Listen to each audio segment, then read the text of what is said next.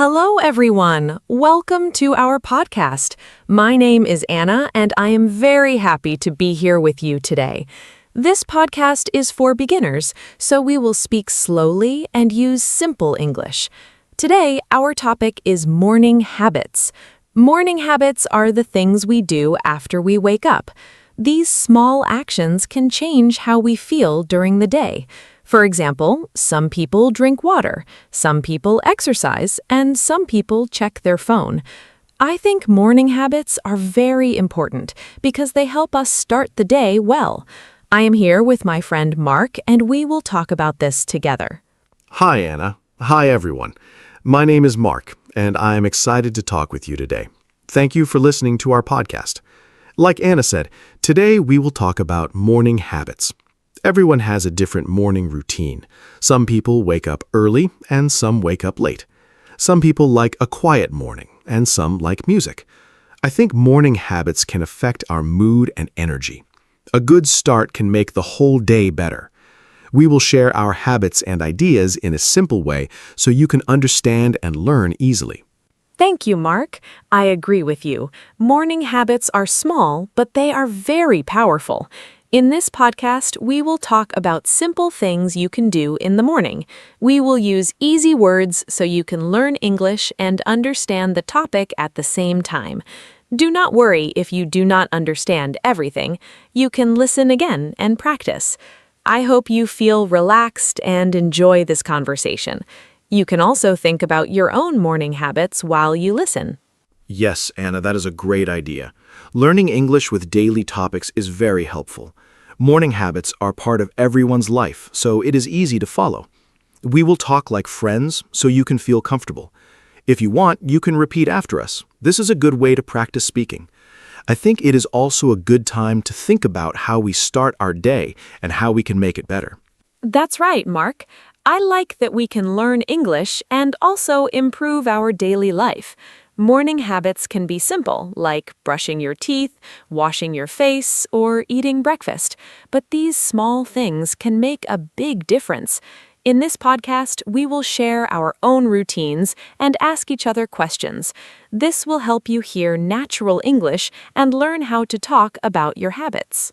I think that will be very useful, Anna. Talking about habits is important in daily conversation. You can use simple sentences like, I wake up at 7, or I drink coffee in the morning.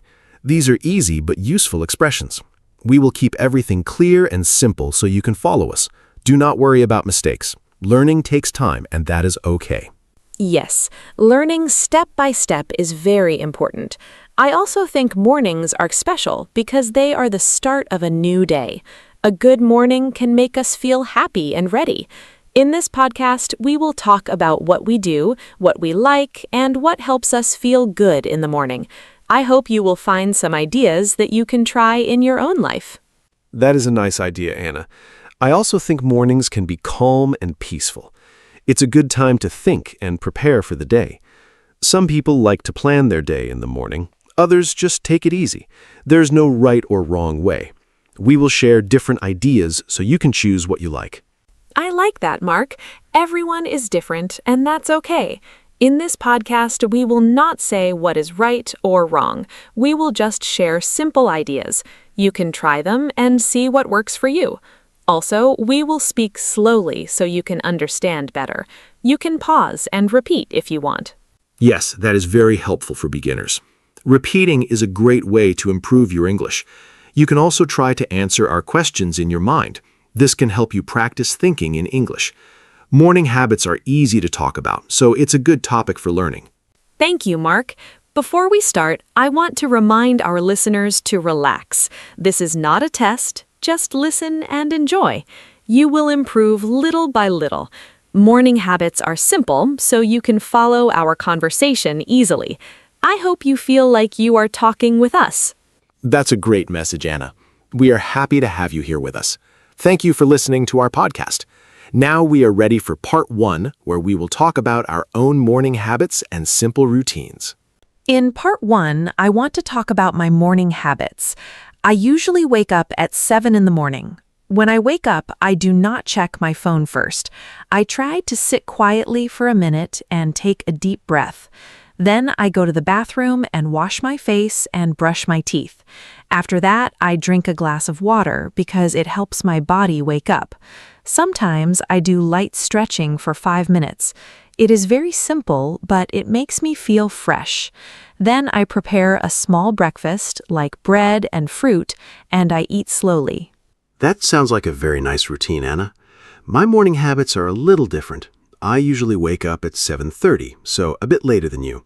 The first thing I do is turn off my alarm, and sometimes I check my phone, but I try not to spend too much time on it. Then I go to the bathroom, brush my teeth, and wash my face. After that, I like to drink a cup of coffee because it gives me energy. I do not always stretch, but I sometimes open the window to get fresh air. I like that you open the window, Mark. Fresh air is very nice in the morning. I also think it helps us feel more awake. After breakfast, I like to plan my day. I write a short list of things I need to do. It is not long, just simple tasks. This helps me feel organized and calm. If I know what I need to do, I do not feel stressed. Sometimes I also listen to soft music while I get ready. It makes my morning feel more peaceful and enjoyable. That is a great idea, Anna. I do not always plan my day, but I think I should try it. My morning is sometimes a bit busy, so I just get ready quickly. After my coffee, I get dressed and prepare to go out. I usually eat something small, like a banana or a sandwich. I do not have a big breakfast because I don't feel very hungry in the morning. But I know breakfast is important, so I try to eat at least a little before I start my day. Yes, even a small breakfast is good, Mark. It gives your body some energy. I also think it is important to take time in the morning. If we hurry too much, we can feel stressed. I try to wake up a little earlier so I have time to relax. Even 10 extra minutes can make a big difference. In that time, I can sit quietly or enjoy my tea. It helps me start the day in a calm way. I understand that, Anna. I think I need to wake up a bit earlier too. Sometimes I feel rushed, and it is not a good feeling. When I have more time, I feel better and more relaxed. I also like to listen to music in the morning when I have time. It makes me feel happy and ready for the day. Music can change my mood in a positive way. Yes, music is very powerful. It can change how we feel. I also like to keep my mornings simple. I do not try to do too many things. Just a few good habits are enough. For example, drinking water, eating breakfast, and planning my day. These small things help me feel ready. I think it is better to have a simple routine that we can follow every day. I agree, Anna. Simple routines are easier to keep. If a routine is too long, we may stop doing it. I try to keep my morning easy and quick, but I also want to add some good habits like stretching or planning my day. I think small changes can make a big difference over time. Yes, small changes are very important. We do not need to change everything at once. Just one new habit can help. For example, drinking water in the morning is very easy, but it is good for our body. Over time, these small habits become part of our life. Then we do them without thinking. That is true, Anna. Habits become natural when we repeat them. I'd also think it is important to enjoy our morning. If we like our routine, we will continue it. If we do not enjoy it, it will be hard to keep. So it is good to choose habits that we like. I completely agree, Mark. Enjoying the routine is very important. In part 1, we talked about our own morning habits. We shared simple things like waking up, drinking water, eating breakfast, and listening to music. These are easy ideas that anyone can try. Yes, Anna, we shared simple and useful habits. Everyone can choose what works best for them. There is no perfect routine. The best routine is the one you can follow every day. Now we are ready to move to part 2, where we will talk about why morning habits are important. In part 2, let's talk about why morning habits are important. I think a good morning routine helps us start the day in a positive way. When I follow my routine, I feel calm and ready. If I wake up late and hurry, I feel stressed. Morning habits can change our mood. For example, drinking water, stretching, or eating breakfast can give us energy. It is like a signal to our body that the day is starting. When we have a routine, we do not need to think too much. Everything feels easier and more natural. Yes, Anna, I agree with you. Morning habits are like a guide for the day. When I follow a simple routine, I feel more organized. If I skip my routine, I feel confused and slow. I think a good morning helps us think clearly. For example, when I drink coffee and sit quietly for a few minutes, I feel more focused. Also, morning habits can save time.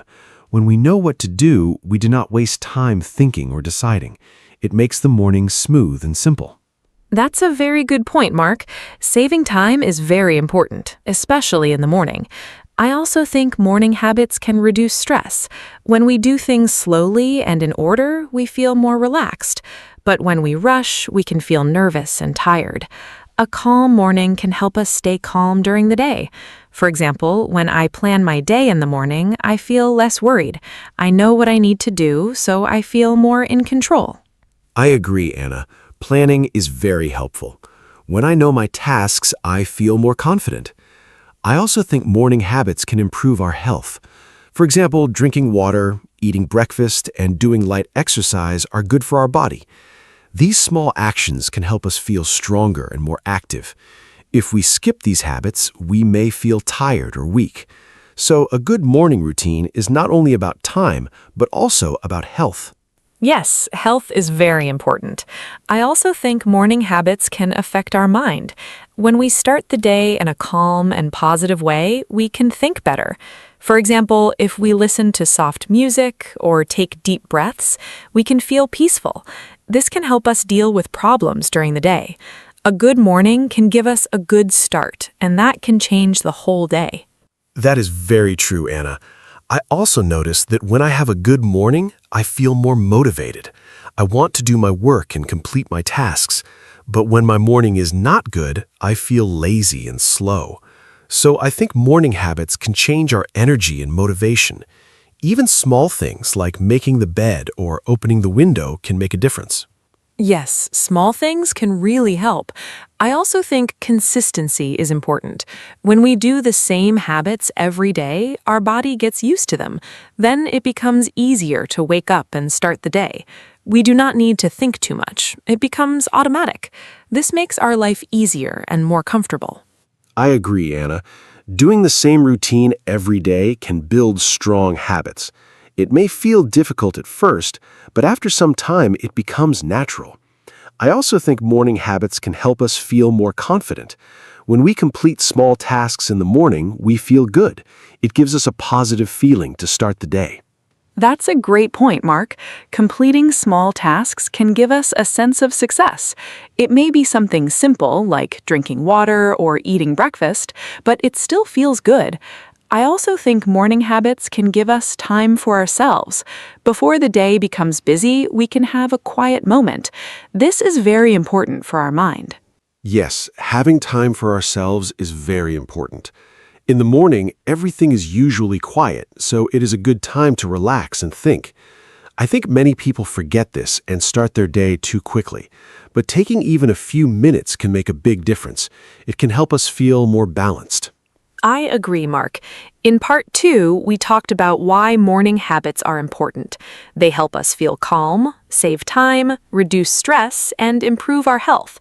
They also help our mind and give us a good start to the day. I think these are very good reasons to build a simple morning routine. Yes, Anna, we shared many reasons why morning habits are useful. They're simple, but they can change our day in a positive way. I hope our listeners can understand their importance.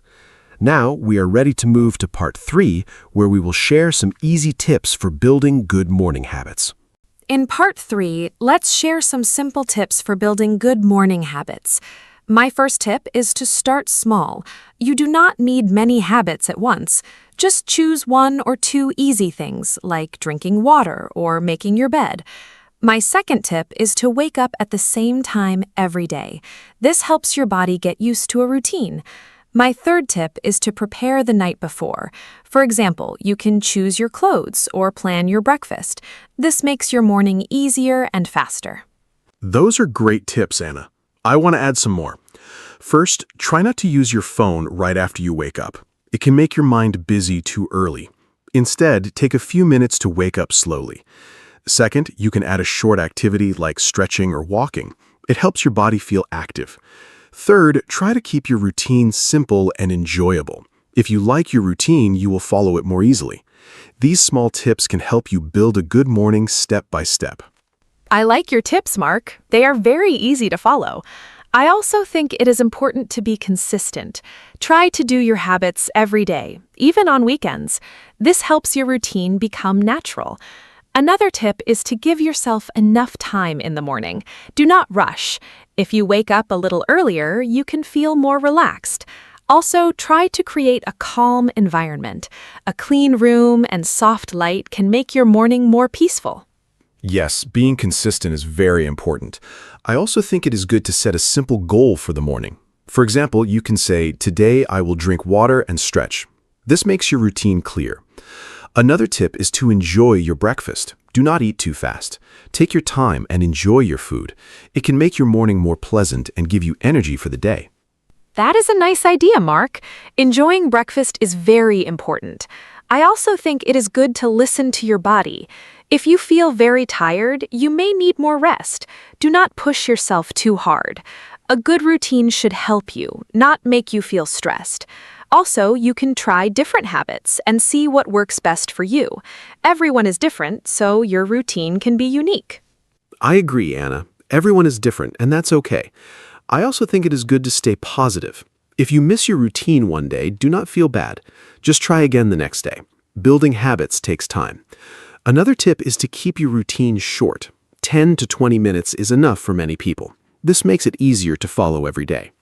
Yes, keeping it short is a very good idea. I also think it is helpful to make your routine enjoyable. For example, you can listen to your favorite music or drink your favorite tea. These small things can make your morning special. When you enjoy your routine, you will want to continue it. That's true, Anna. Enjoyment is very important. I also think it is good to track your habits. You can use a notebook or a simple list. When you see your progress, you feel happy and motivated. This can help you continue your routine. I like that idea, Mark. Tracking can help us stay motivated. I also think it is important to be patient. Habits do not change in one day. It takes time. But if you keep trying, you will see results. Step by step, your morning will become better. Yes, Anna, patience is key. Small steps can lead to big changes. In Part 3, we shared many simple tips like starting small, being consistent, and keeping the routine enjoyable. These tips are easy and practical for daily life. Thank you, Mark. I think these tips can really help beginners. They are simple and easy to try.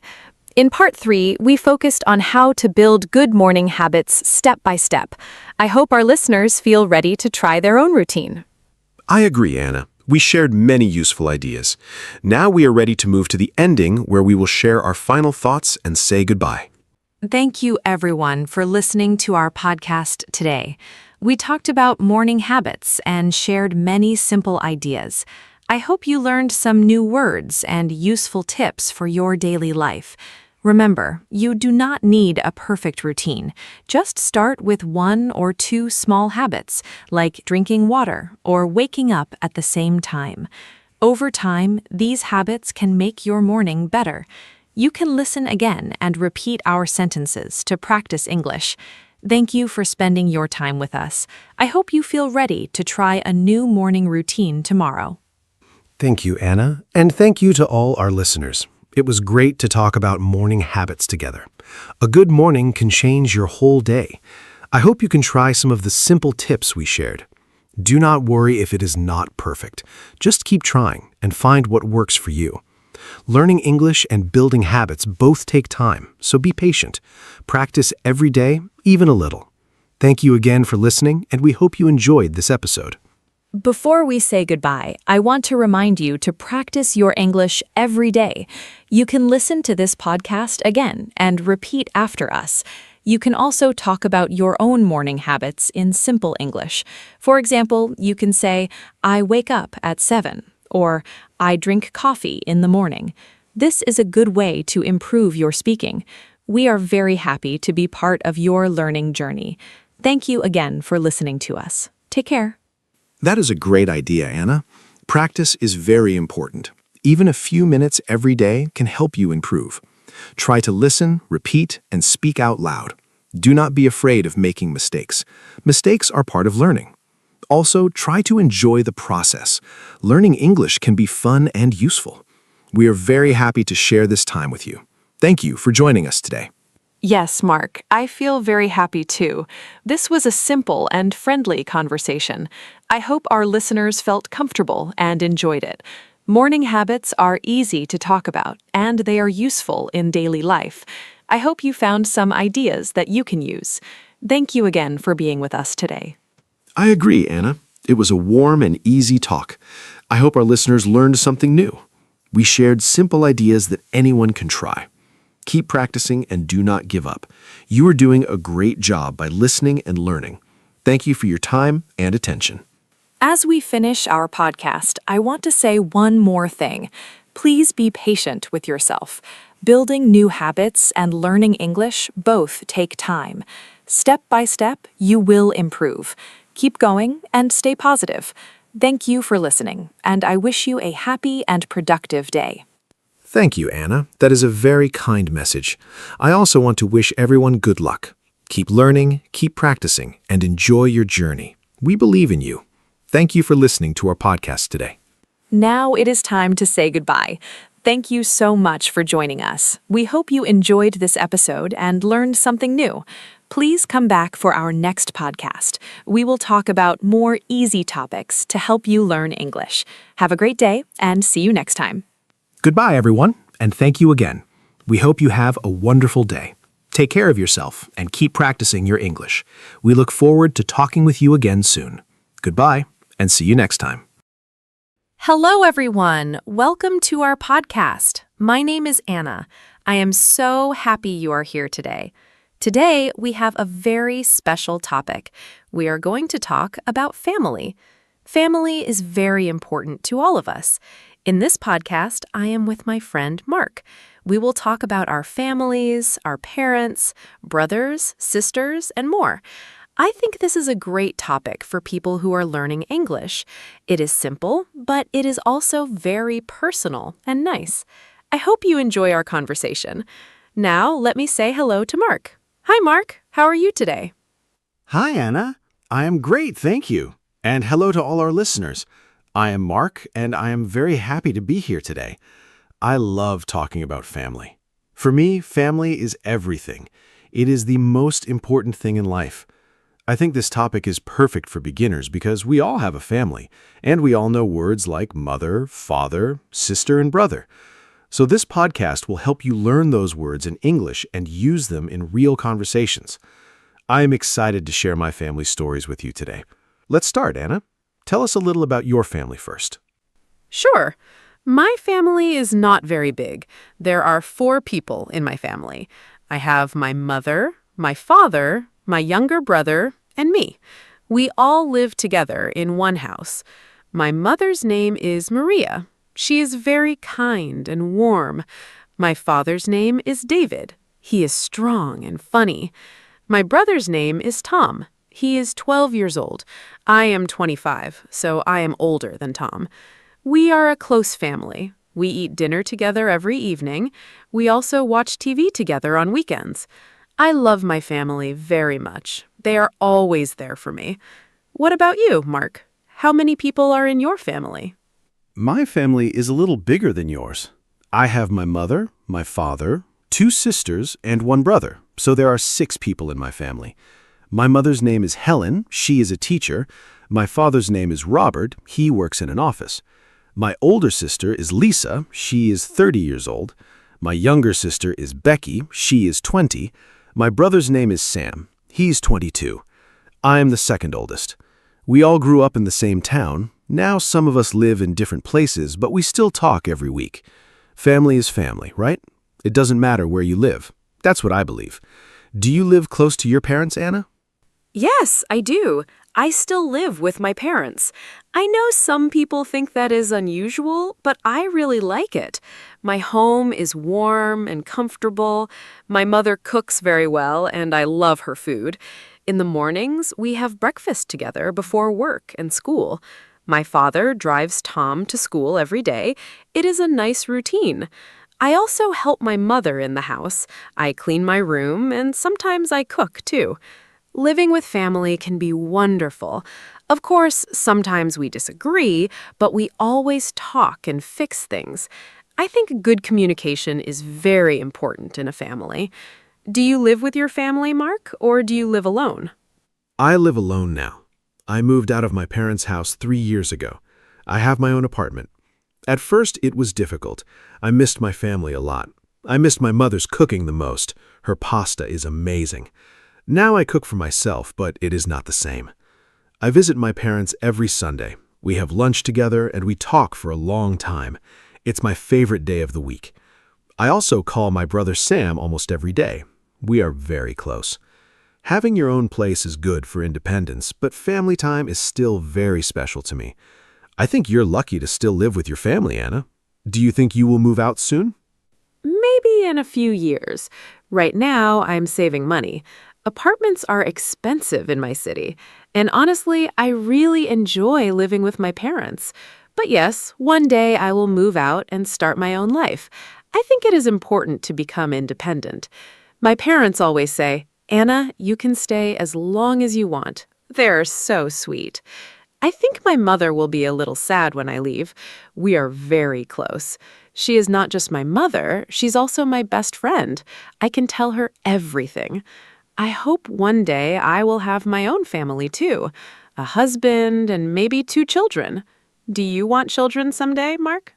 Yes, definitely. I love children. I think having a family is a beautiful thing. I want 2 or 3 children someday. Right now, I am not married, but I hope to get married in the future. I think being a good father is one of the most important things a man can do. My own father is a great example for me. He was always there when I needed him. He helped me with school, with problems, with everything. I want to be like him. I also want my future children to know my parents, their grandparents. Grandparents are very special. They have so much love and wisdom. Do you have grandparents, Anna? Are they still alive? Yes, I do. I have 2 grandparents on my mother's side. My grandmother's name is Rose, and my grandfather's name is George. They are both in their 70s, and they are still very active. They live in a small village about 2 hours from our city. We visit them in the summer. I love going there. Their house is old but very cozy. My grandmother always bakes bread and cakes. The smell is wonderful. My grandfather tells amazing stories about the past. I can listen to him for hours. Unfortunately, my father's parents passed away before I was born, so I never met them. That makes me a little sad. But I feel very lucky to have Rose and George. Do you have grandparents too?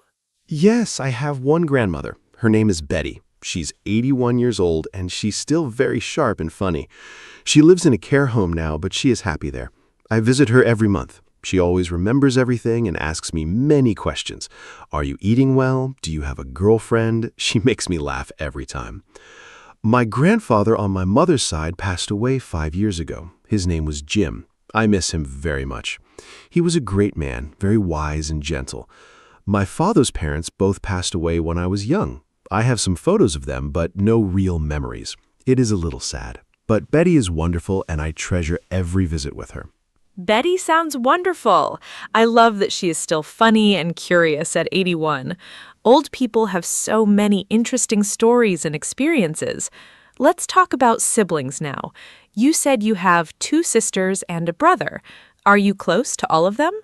I only have one sibling, my brother Tom.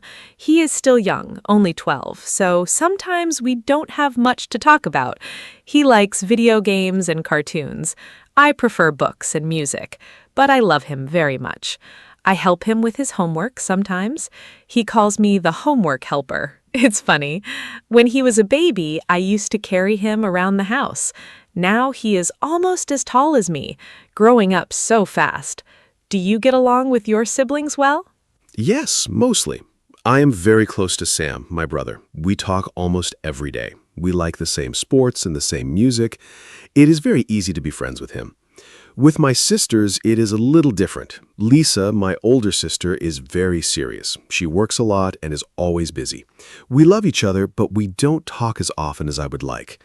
Becky, my younger sister, is very cheerful and funny. She always makes the family laugh. When we are all together, it is a lot of fun. Of course, when we were children, we fought sometimes, over toys, over the TV, over small things. But now that we are adults, we appreciate each other much more. That is normal, I think. Did you fight with Tom when you were young? Not really, because Tom is much younger than me. When he was born, I was 13, so I was more like a second mother to him than a sister who fights.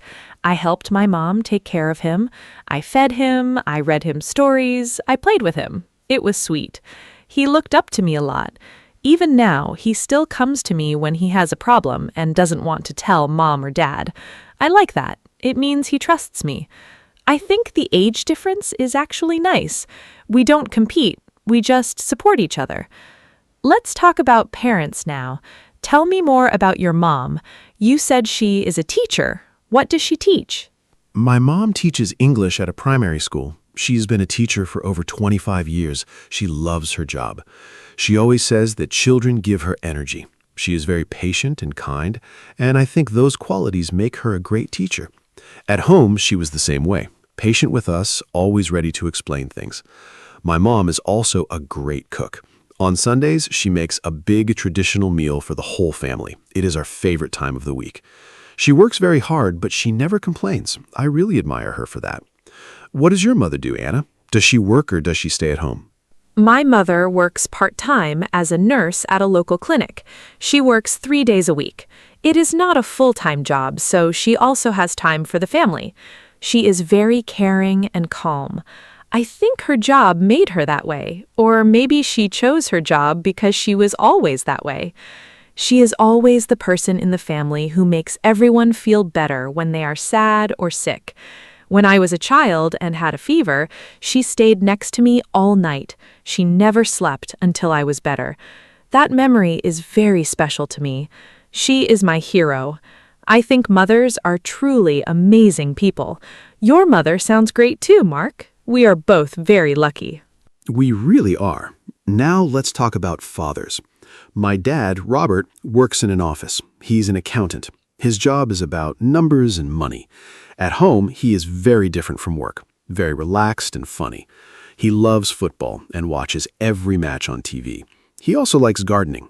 On weekends, he spends a lot of time in the garden. He grows tomatoes, peppers, and herbs. It is his hobby, and he is very proud of it. Every summer, we eat vegetables from his garden. They taste so much better than vegetables from a shop. My dad is also very wise. When I have a big decision to make, I always call him first. His advice is always good. What is your dad like, Anna? My dad is a mechanic. He fixes cars.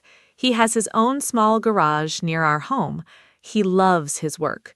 He is always talking about engines and cars. I don't understand much about cars, but I love listening to him because he is so passionate about it. My dad is also very strong and protective. He is quiet sometimes, but when he talks, everyone listens. He is not the type of person who shows emotions easily, but I know he loves us deeply. He shows it through actions, not words. He fixes things around the house. He makes sure we are safe. He works hard for our family. One of my happiest memories is going to his garage as a child and helping him with small things. Do you have a special memory with your dad, too? Yes, my best memory with my dad is going fishing together. Every summer, just the two of us would go to a lake near our town. We would wake up very early in the morning at 5 o'clock and drive to the lake. We never caught many fish, but that was not really the point. We just talked, laughed, and enjoyed the quiet morning together. I still remember the smell of the lake and the sound of the birds. My dad would make coffee in a small thermos, and we would drink it by the water.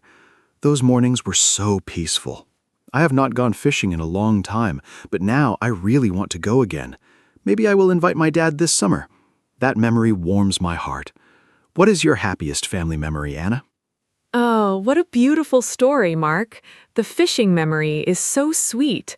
My happiest family memory is our summer holiday when I was about 10 years old. My parents saved money for a whole year, and we went to the beach for 1 week. It was my first time at the sea. I remember seeing the ocean for the first time and thinking it was the biggest thing in the world. My dad carried me on his shoulders in the water. My mom made sandwiches on the beach. We all played in the sand. Tom was not born yet, so it was just the three of us. It was simple but perfect. I remember laughing a lot. To this day, the smell of the sea makes me feel happy and safe. I want to go back to that beach one day. That is a beautiful memory. Simple moments really are the most special, aren't they? Let's talk about family traditions now. Every family has its own traditions, things they do every year or every week. Does your family have any special traditions, Anna? For us, it is Sunday lunch, of course. My mom always cooks a big meal, roast chicken, potatoes, salad, and we all eat together. No phones at the table, that is a rule. We just talk and enjoy the food and each other's company. Another tradition is that every Christmas, my whole family goes to my parents' house. All 6 of us, plus Grandma Betty. It is loud and full of love. I look forward to it all year. What traditions does your family have? We have a few nice traditions. Every Saturday morning, my dad makes pancakes. He has been doing this for as long as I can remember. He makes them with honey and fruit. We all eat breakfast together and talk. It's a very relaxed, happy morning. Another tradition is that on New Year's Eve, we go to my grandparents' village. We spend 2 or 3 days there. My grandmother cooks a huge dinner on New Year's Day. We play card games and watch old movies. It's very cozy. I also love our birthday traditions. In our family, on your birthday, you choose the dinner menu. The birthday person is king or queen for the day. It sounds simple, but it makes everyone feel very special. These little traditions bring us together. I love the birthday tradition. Choosing your own dinner menu is a great idea. In our family, the birthday person also gets breakfast in bed. My mom always brings a tray with eggs, toast, and orange juice to your room in the morning. It feels so special. Now, let me ask you something different, Anna. Do you think the idea of family is changing in the world today? For example, some families have one parent, or 2 mothers, or 2 fathers. Some people live very far from their families. Technology changes how we stay connected. What do you think about the modern family? Is it different from the family you grew up with? That's a great question, Mark. Yes, I think family is changing. In the past, a family usually meant a mother, a father, and children, all in one house. Today, families look different. Some children grow up with just one parent. Some have step-parents. Some are raised by grandparents. I think what matters most is love and support, not the shape of the family. I have friends from single-parent families who are very happy and loved. I also think technology helps modern families stay close even when they are far apart. Video calls, messages, and photos make distance smaller. My family uses a group chat every day. It's a nice way to share small moments. Family is love, not a fixed structure. I completely agree with you. Family is love, not a fixed structure. I think what children need most is to feel safe, loved, and supported. That can happen in many different types of families. I also think technology is very helpful. My sister Lisa lives in another country now. She moved abroad for work 2 years ago. We use video calls to see her face, which makes a huge difference. It's not the same as being in the same room, of course, but it's much better than nothing. In the past, if someone moved to another country, you might only see them once a year. Now we can talk every week. Do you have any family members who live far away, Anna? Yes, I have an uncle who lives in Canada. His name is Peter. He is my father's brother. He moved there about 15 years ago. He has a wife and 3 children there. We do not see them often, maybe once every 3 or 4 years. But we send messages and have video calls on special occasions, like birthdays and Christmas. His children, my cousins, speak English and a little bit of their local language there. I have never met them in person, only on screen. Isn't that strange? But I still feel connected to them. I hope to visit Canada one day. It would be amazing to finally hug my cousins. Do you have relatives who live abroad, Mark? Yes, Lisa lives in Germany now. She moved there for her job in engineering. She's doing very well there. I think she is happy, but she misses home sometimes. We can see it in her face during video calls, especially around the holidays. On Christmas, she flies home, and that is the best day. The moment she walks through the door, my mom starts crying, happy tears. It is a very emotional and beautiful moment every time. I also have 2 cousins who live in Australia. We do not have much contact, but I know they are there. Family spreads around the world these days, but the heart stays connected. I think that's a wonderful thing about family. How do you feel when you think about your uncle in Canada? I feel a little sad, but also happy for him. He built a beautiful life there. He has a good job, a lovely family, and a nice home. My father misses him, though. You can see it. When they talk on the phone, my dad is more relaxed and happy than usual. Brothers have a special bond, I think, even when they grow up and live far apart. It reminds me that family connections don't disappear with distance. They just change shape. Let's talk about something lighter now. Mark, what is the funniest thing that ever happened in your family? Every family has funny stories. I'm sure you have a good one. Oh yes, I have a very funny story. One Christmas, my dad was cooking the turkey. He's not usually the cook, that is my mom's job, but he wanted to surprise her. He forgot to take the plastic bag of things out from inside the turkey before he put it in the oven, so the whole kitchen smelled terrible. We had to open all the windows in winter. It was so cold and so funny. My mom came home and saw the disaster, and instead of being angry, she laughed until she cried. We ended up ordering pizza for Christmas dinner that year. Now, every Christmas, my dad says, "Don't worry, I will not cook the turkey this year." We still laugh about it every single time. Do you have a funny family story, Anna? That is hilarious. Pizza for Christmas dinner? That is a story to tell for life. My funny story is about my brother, Tom. Last year, he wanted to make breakfast for my mom on Mother's Day. He was 11 at the time. He decided to make toast with jam. Simple, right? But he put 4 pieces of bread in the toaster at the same time and then forgot about them. He went to watch TV. The toast got black and smoke filled the kitchen. The fire alarm went off. We all ran downstairs thinking there was a real emergency. My mom came in her pajamas, very worried. Then she saw Tom standing by the toaster looking very guilty. We all laughed so much. Mom still got her breakfast, slightly burnt, toast with lots of jam. Ha! Burnt toast for Mother's Day. Tom meant well. That is the sweetest part. The effort is what matters. It's funny how these small disasters become the best family memories. Now, Anna, I want to ask you about pets. Some people consider pets as part of the family too. Do you have a pet at home? In my family, we had a dog when I was a child. His name was Bruno. He was a big brown dog, very friendly and loyal. We had him for 12 years.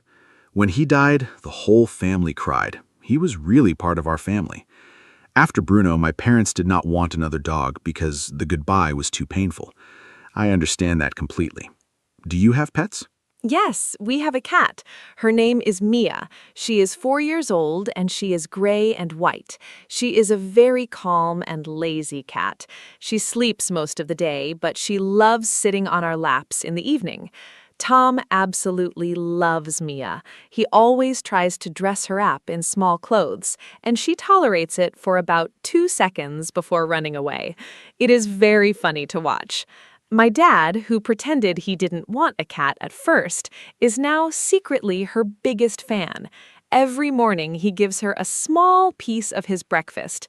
He thinks we don't notice, but we all see it. Mia is definitely part of our family. Pets bring so much joy and warmth to a home. Did you ever want another dog after Bruno?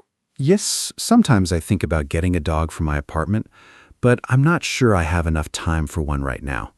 Dogs need a lot of attention, walks, and company. I work long hours sometimes. I don't want to get a dog and then not give it the care it deserves. Maybe in the future, when I have a more settled life. For now, I'm happy to visit my friend's dog on weekends. His dog is very funny and energetic. I love playing with him. Mia sounds adorable. I love the image of your dad secretly giving her breakfast. That is so typical of people who say they don't like cats and then fall completely in love with them. Okay, Anna, let's talk about something important. How do you show love in your family? That is a beautiful question. In our family, we show love in many ways. My mom says I love you a lot, out loud, directly. She is very expressive. My dad shows love through actions. He fixes things, he provides for us, he shows up. He does not say I love you as often, but when he does, it means the world. My brother gives very enthusiastic hugs. He just runs at you and hugs you with his whole body. It is very sweet. I show love by being present and by listening. When someone in my family has a problem, I sit down and really listen without interrupting. I think listening is one of the best ways to show someone you care. How does your family show love, Mark? In my family, food is definitely love. My mom shows love by cooking. If she makes your favorite meal, she is saying, "I love you" in her own language. My dad shows love by teaching. He always wants to help us learn something new and be ready for life. My grandmother Betty shows love by remembering small details. She always asks about specific things I mentioned last time. It shows she really listened and cared. Becky, my funny sister, shows love through jokes and laughter. She makes sure no one feels sad or alone. Sam shows love by always being available. You can call him anytime and he answers. Each person in a family has their own love language. I think recognizing those different ways is very important. It helps you feel more connected. I love the idea of different love languages in a family. It is so true. Some people hug, some people cook, some people fix things, some people just listen. All of those are forms of love. Mark, let me ask you one more thing before we start to wrap up. What is the most important lesson your family taught you? For me, the most important lesson is that family always comes first. No matter what happens, good times or bad times, your family is there. My parents always said, "We may not be perfect, but we are always here for each other." That has shaped how I see the world. I try to be that kind of support for the people I love. What lesson did your family give you, Mark? The most important lesson from my family is to work hard and never give up. My dad used to say, "Nothing good comes easy, but everything good is worth it." He worked very hard his whole life to give us a comfortable home and education. My mom showed me the value of patience and kindness every single day. And from watching my siblings, I learned how to compromise and share. Because with 4 children in one house, you have no other choice. Together, these lessons shaped who I am today. I'm grateful for every single one of them. I think families are our first and most powerful teachers. No school can teach you what a loving family teaches you. That is something I believe very deeply. Beautifully said, Mark. Families really are our first school. I want to say one more thing. I think it is also important to appreciate your family while you can. Sometimes we are so busy with work or school or phones that we forget to really be present with the people we love. I am trying to be more mindful about this. I put my phone away at dinner. I ask my parents how they are feeling, not just what they are doing. I sit with Tom when he wants to show me something on his computer, even if I don't understand it.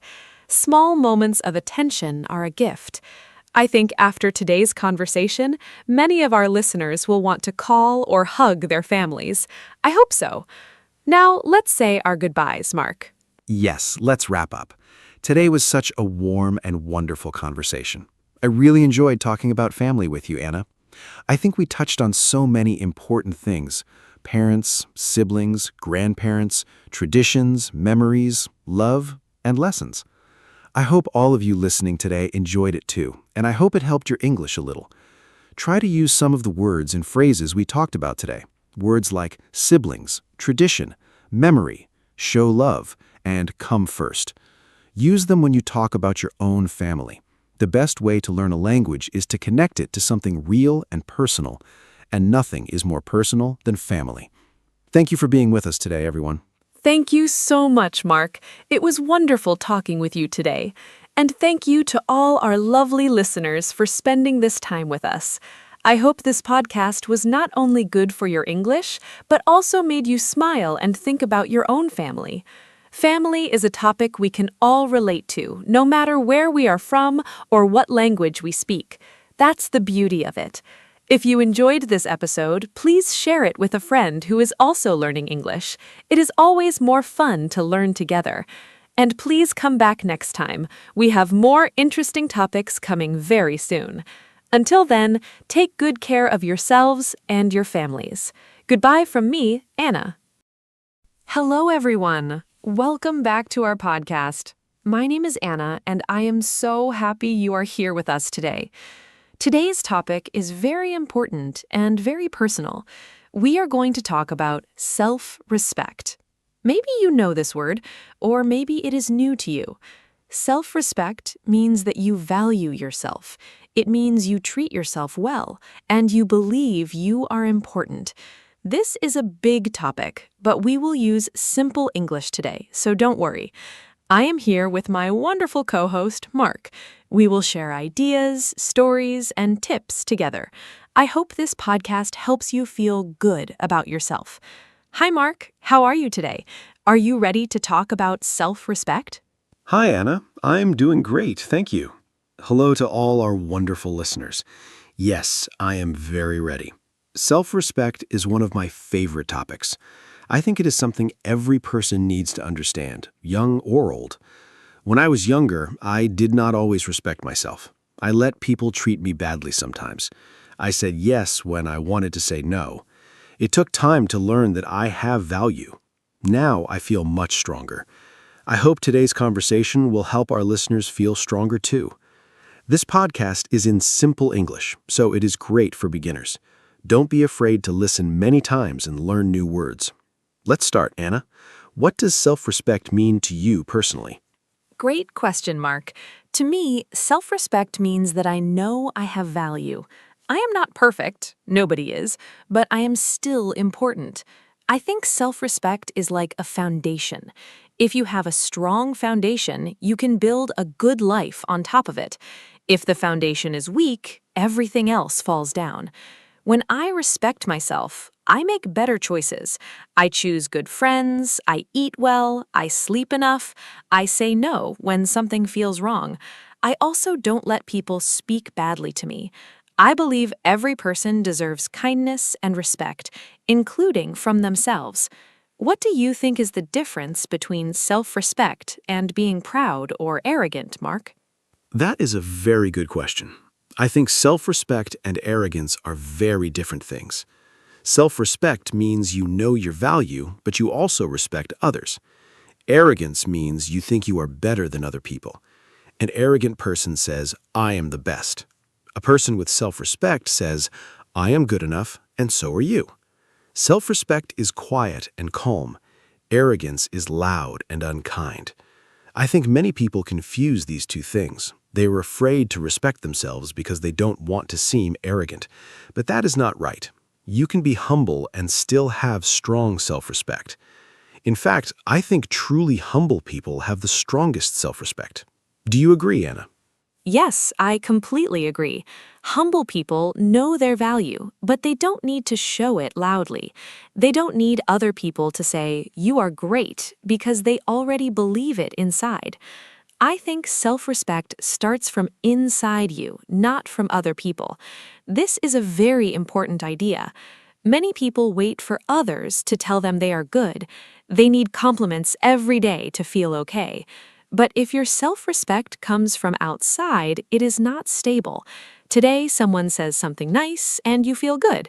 Tomorrow, no one says anything, and you feel bad. Real self-respect does not change like the weather. It is steady. It comes from knowing yourself and accepting yourself. Mark, how do you build self-respect? Where does it come from? I think self-respect is built through actions and habits. When I do what I say I will do, I respect myself more. For example, if I say, I will exercise tomorrow, and then I actually do it, I feel proud of myself. That small action builds self-respect. But if I say it and don't do it, I feel disappointed in myself. Over time, that disappointment grows. So one big way to build self-respect is to keep your promises, especially the promises you make to yourself. I also think that knowing your values helps. What is important to you?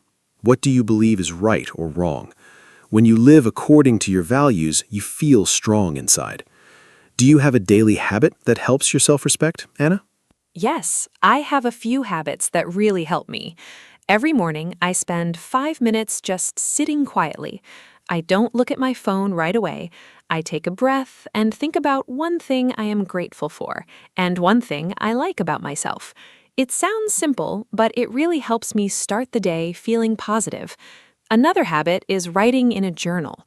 I write about my feelings, my thoughts, and my small successes. When I look back at my journal, I see how much I have grown. It reminds me that I am trying, and trying is enough. I think many people forget their own progress.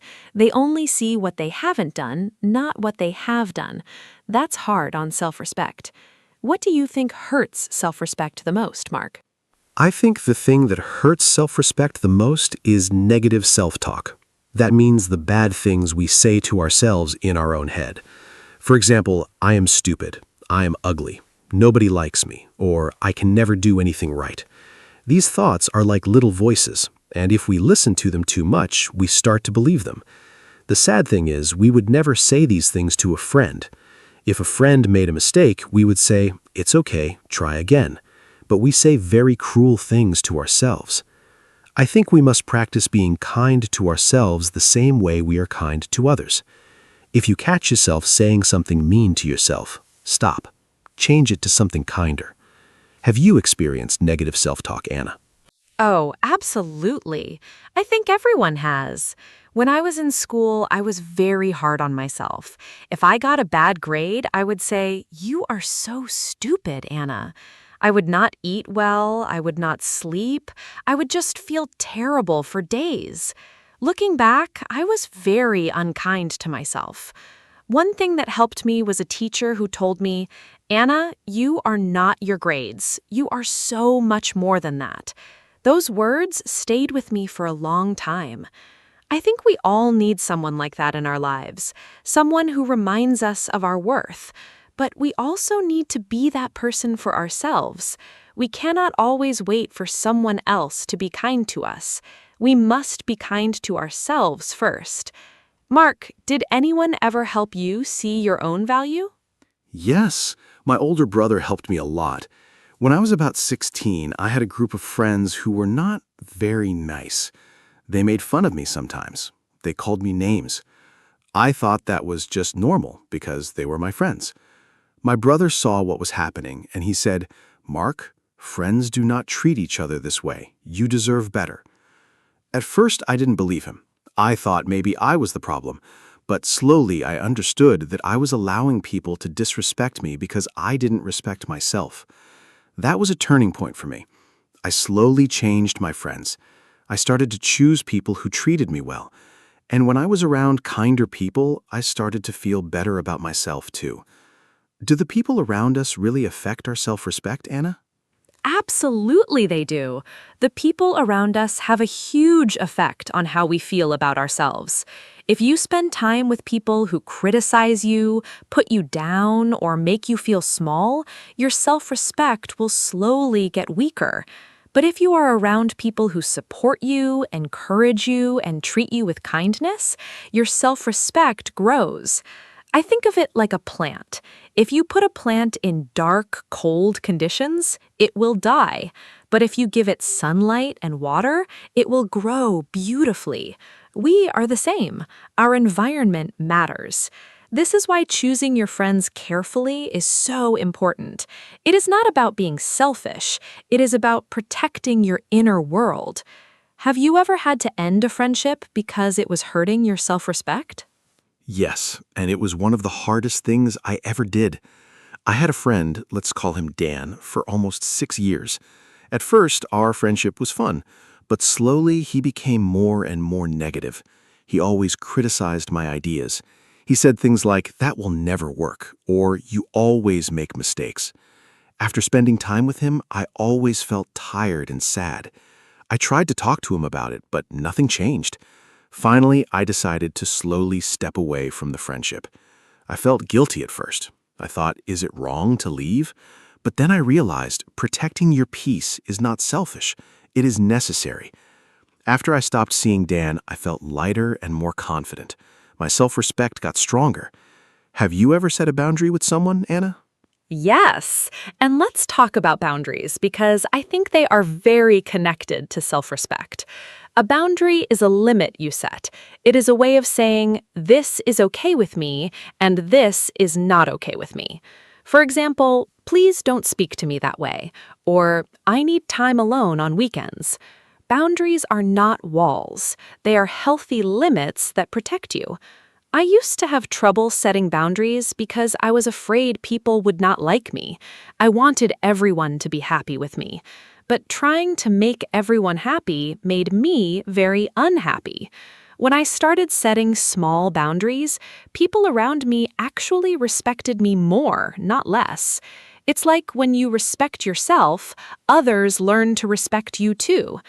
Does setting boundaries feel difficult to you, Mark? It used to be very difficult for me. I'm a person who likes to help others, so saying no felt very bad. I thought saying no meant I was a bad person or a bad friend. But I learned that saying no is actually a form of honesty. If I say yes when I mean no, I'm being dishonest with myself and with the other person. And over time, that builds frustration and even anger inside. Boundaries also help the other person. When you're clear about what you need, the relationship is more honest. There are fewer misunderstandings. I now practice saying no calmly and without too many explanations. Just, "No, I can't do that right now," is enough. You don't have to apologize for having limits. What is one boundary that changed your life, Anna? One boundary that really changed my life was about my phone and social media at night. I used to check my phone right before sleeping. I would see photos of other people's lives, read negative comments, compare myself to others. I would go to sleep feeling bad about myself. One day, I decided no phone after 9 o'clock at night. It was hard at first. I felt anxious, like I was missing something. But after 1 week, I was sleeping better, feeling calmer, and thinking more positive thoughts about my own life.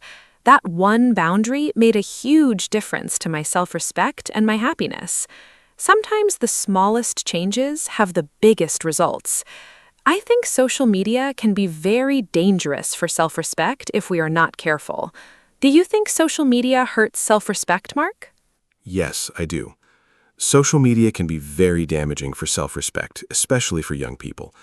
On social media, everyone shows their best moments, the nice holidays, the perfect food, the beautiful photos, but nobody shows their hard days, their bad mornings, or their problems. So when you look at social media, you're comparing your real, normal life to other people's highlight reel, the best parts only. That comparison is never fair, and it always makes you feel worse. I think the key is to use social media intentionally. Follow accounts that inspire you or teach you something. Unfollow accounts that make you feel bad. And remember that a photo is never the whole truth. Have you ever compared yourself to someone online and felt bad, Anna? Many times. I remember seeing photos of a girl I went to school with. She always had beautiful clothes, nice holidays, a perfect smile. I started to feel like my life was boring or not good enough. I spent a lot of time wishing I had her life. Then one day I met her in real life and we had a long conversation. She told me she was very lonely, she was going through a hard time at work, and she felt a lot of pressure to look perfect online. I was so surprised. Her online life was completely different from her real feelings inside. That was a very big lesson for me.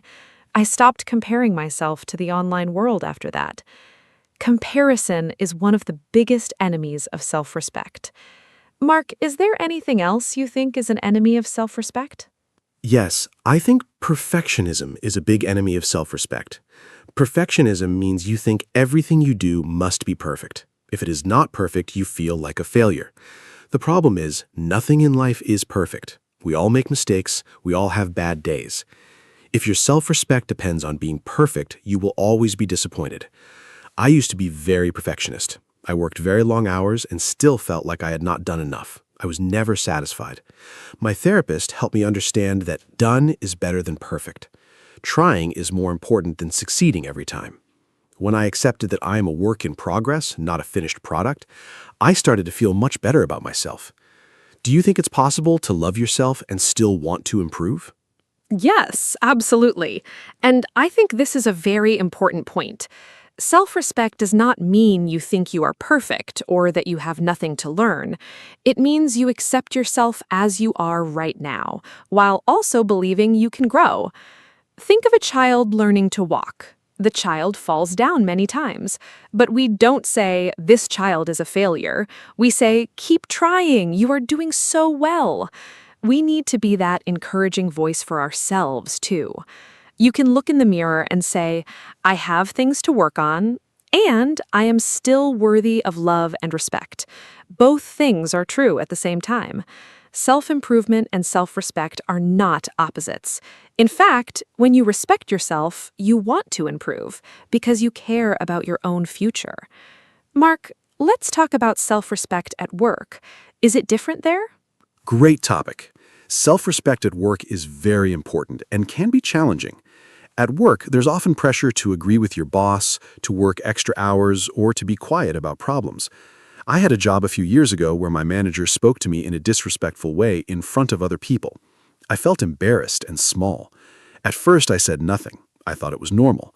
But after some weeks, I decided to speak to him privately. I said calmly, "I would prefer if we discuss problems in private, not in front of the team." He was surprised, but he changed his behavior. That moment was very important for my self-respect. I showed myself that I could stand up for myself calmly and professionally. Have you ever dealt with a difficult situation at work that tested your self-respect, Anna? Yes. Once I worked very hard on a project for weeks. When we presented it to the team, a colleague took a lot of credit for my work. She spoke about her ideas, but they were my ideas. I felt angry and hurt, but I did not say anything in the meeting because I was nervous. Afterward, I went to my manager and explained the situation calmly. I said, "I want you to know that several of those ideas were mine." My manager listened and acknowledged my contribution. I learned two things from that experience. First, speak up for yourself, calmly but clearly. Second, document your work. Keep records of your ideas and progress. Self-respect at work sometimes means being your own best advocate. Nobody will promote your value if you don't do it first. What advice would you give about self-respect in relationships, Mark? Self-respect in relationships is so important. I think the most important advice is never lose yourself for another person. In relationships, romantic ones or friendships, sometimes we change too much to make the other person happy. We give up our hobbies, our friends, our opinions. We agree with everything they say. We become a mirror of them, not ourselves. That is very dangerous. If you lose yourself, you also lose your self-respect. A healthy relationship has two whole people, not one whole person and one person who has disappeared. You must keep your identity. Keep your hobbies, keep your friendships, keep your opinions, even if they're different.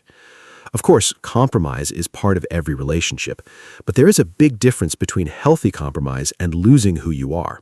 Have you ever lost yourself in a relationship, Anna? Honestly, yes. When I was younger, I had a relationship where I slowly stopped doing the things I loved. I stopped painting because he said it was a waste of time. I stopped seeing certain friends because he didn't like them. I stopped sharing my real opinions because I wanted to avoid arguments. After that relationship ended, I felt like I didn't know who I was anymore. It took me a long time to find myself again. I went back to painting, I reconnected with old friends, I started to discover my own opinions again. And through that process, my self-respect grew stronger than ever before. Sometimes a difficult experience teaches us the most. Losing yourself teaches you how important it is to keep yourself. What is the connection between self-respect and forgiveness, Mark? Oh, this is such a deep and important connection. I think forgiveness is a gift you give yourself, not the other person. When someone hurts us and we hold on to the anger and pain for a long time, it's like carrying a heavy bag everywhere. The other person is moved on, but we are still carrying that heavy weight. Forgiving does not mean saying what you did was okay. It means saying, I'm no longer going to let this hurt control my life. That is a form of self-respect. You are saying, I deserve peace. I deserve to move forward. I also think we need to forgive ourselves. We all make mistakes. We all do things we regret. Holding on to that guilt forever is also unkind to yourself. Do you find it easy to forgive yourself, Anna? No, honestly, it is one of the hardest things for me. I can forgive other people much easier than I forgive myself. When I make a mistake, I replay it in my mind again and again. I think, why did I say that? Or I should have done it differently. It can go on for days. I am trying to practice self-compassion. Self-compassion means treating yourself with the same understanding and kindness that you would give to a good friend. I try to ask myself, if my friend made this same mistake, what would I say to them? And the answer is always much kinder than what I say to myself. That small mental exercise helps me a lot. I think self-compassion and self-respect are like two best friends. They work together. Mark, how do you practice self-compassion? I practice self-compassion by recognizing that I am human. I say to myself out loud sometimes, I am a human being. Humans make mistakes. This is normal. It sounds simple, but saying it out loud makes it feel more real. I also remind myself that I always did the best I could with what I knew at the time. If I knew better then, I would have done better.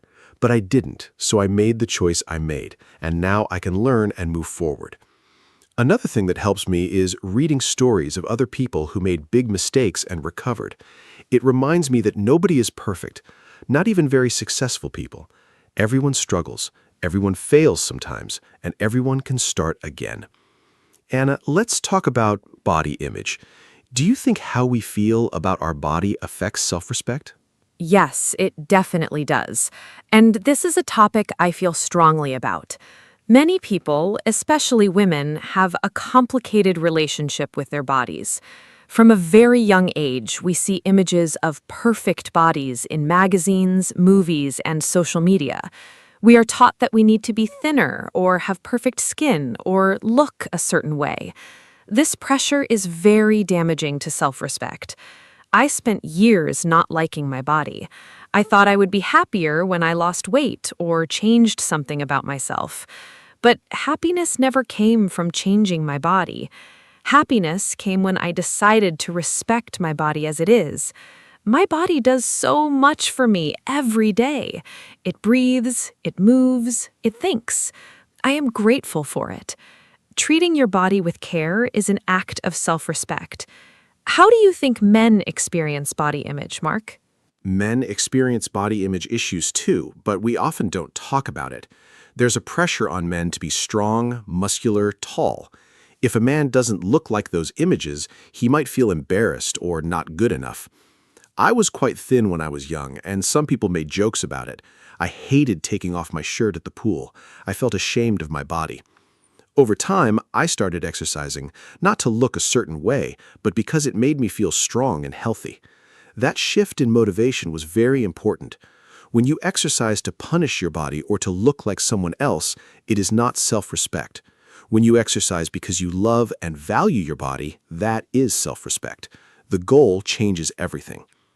Do you think self-respect is connected to mental health, Anna?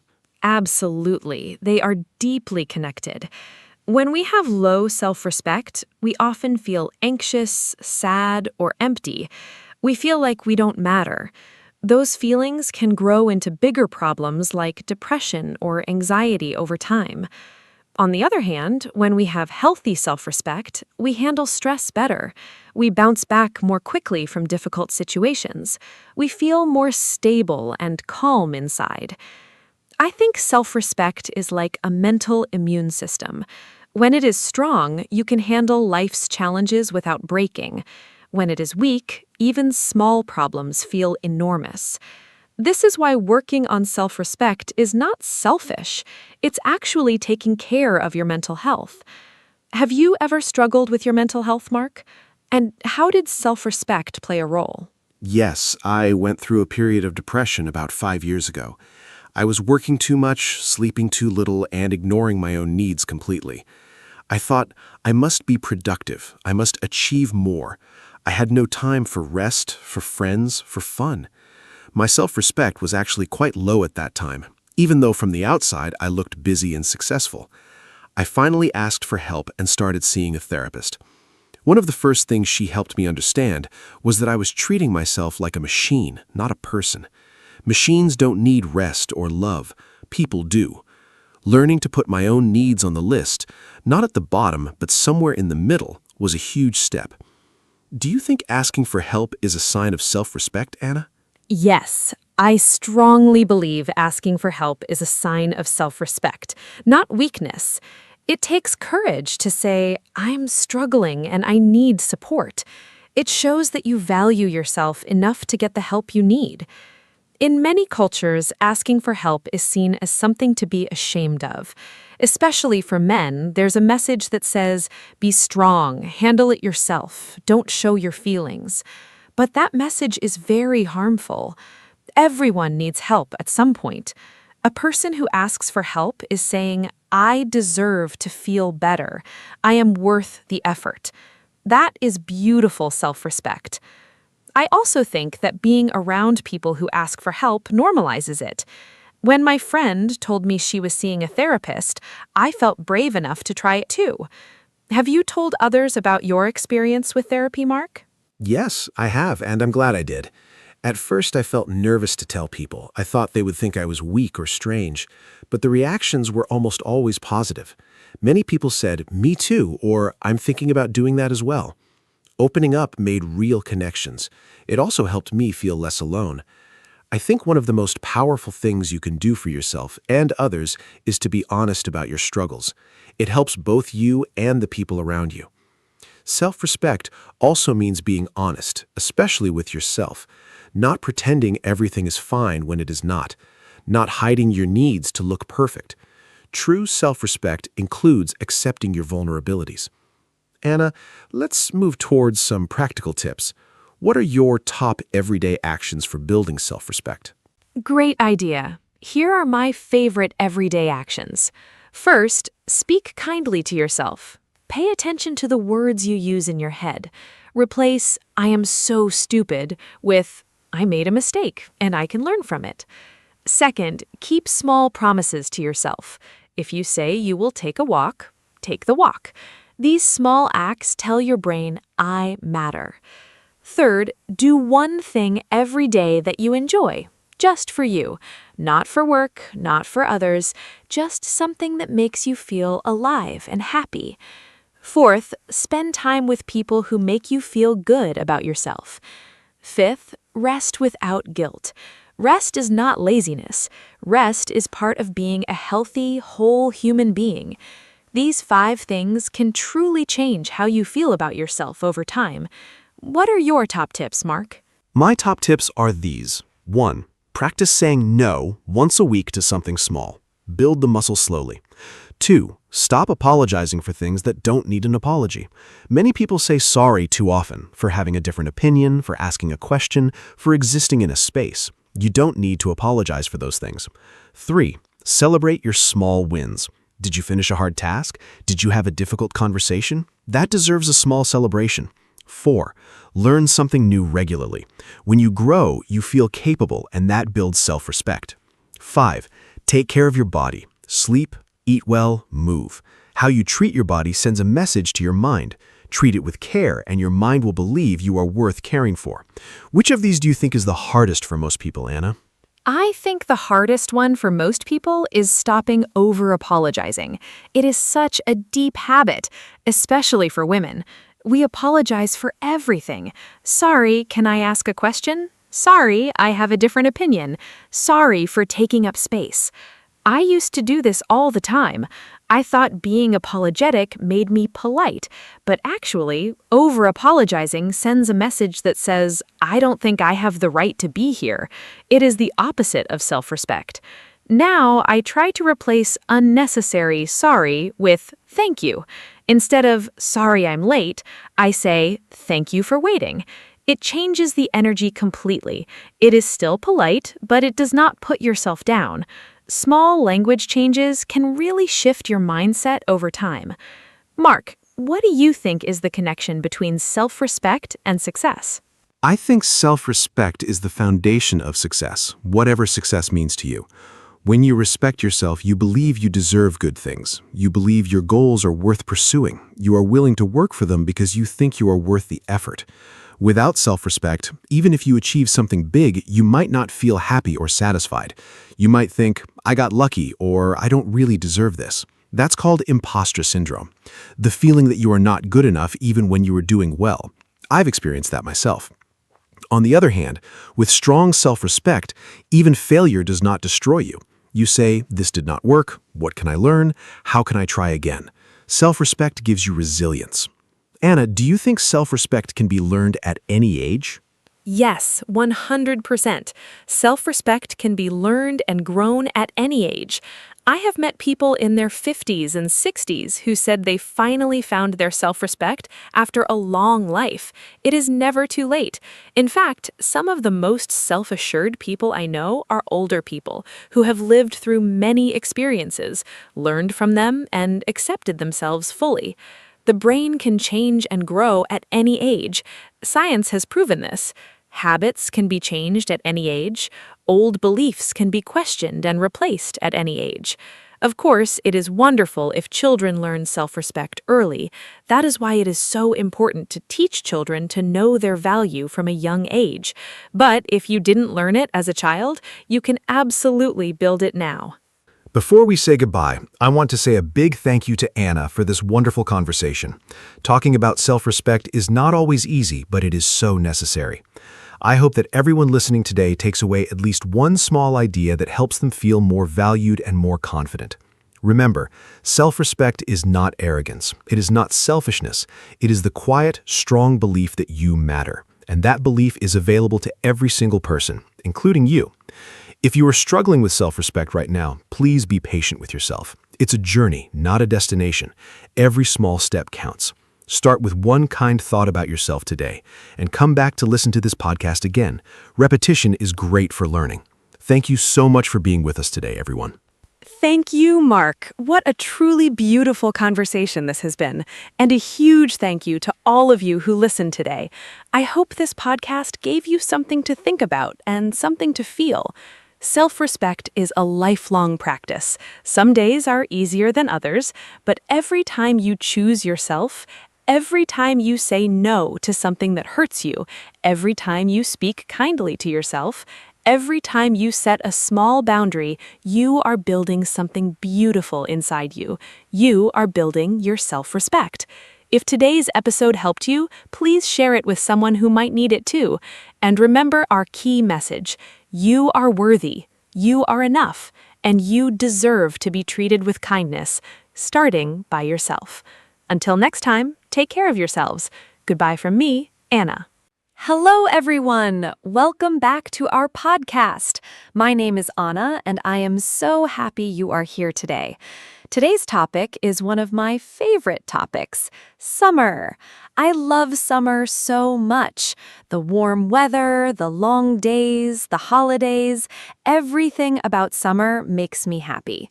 Summer is a great topic to talk about in English because there are so many simple and fun words to learn. Whether you love hot weather or prefer something cooler, I think you will enjoy today's conversation. My friend Mark is here with me again.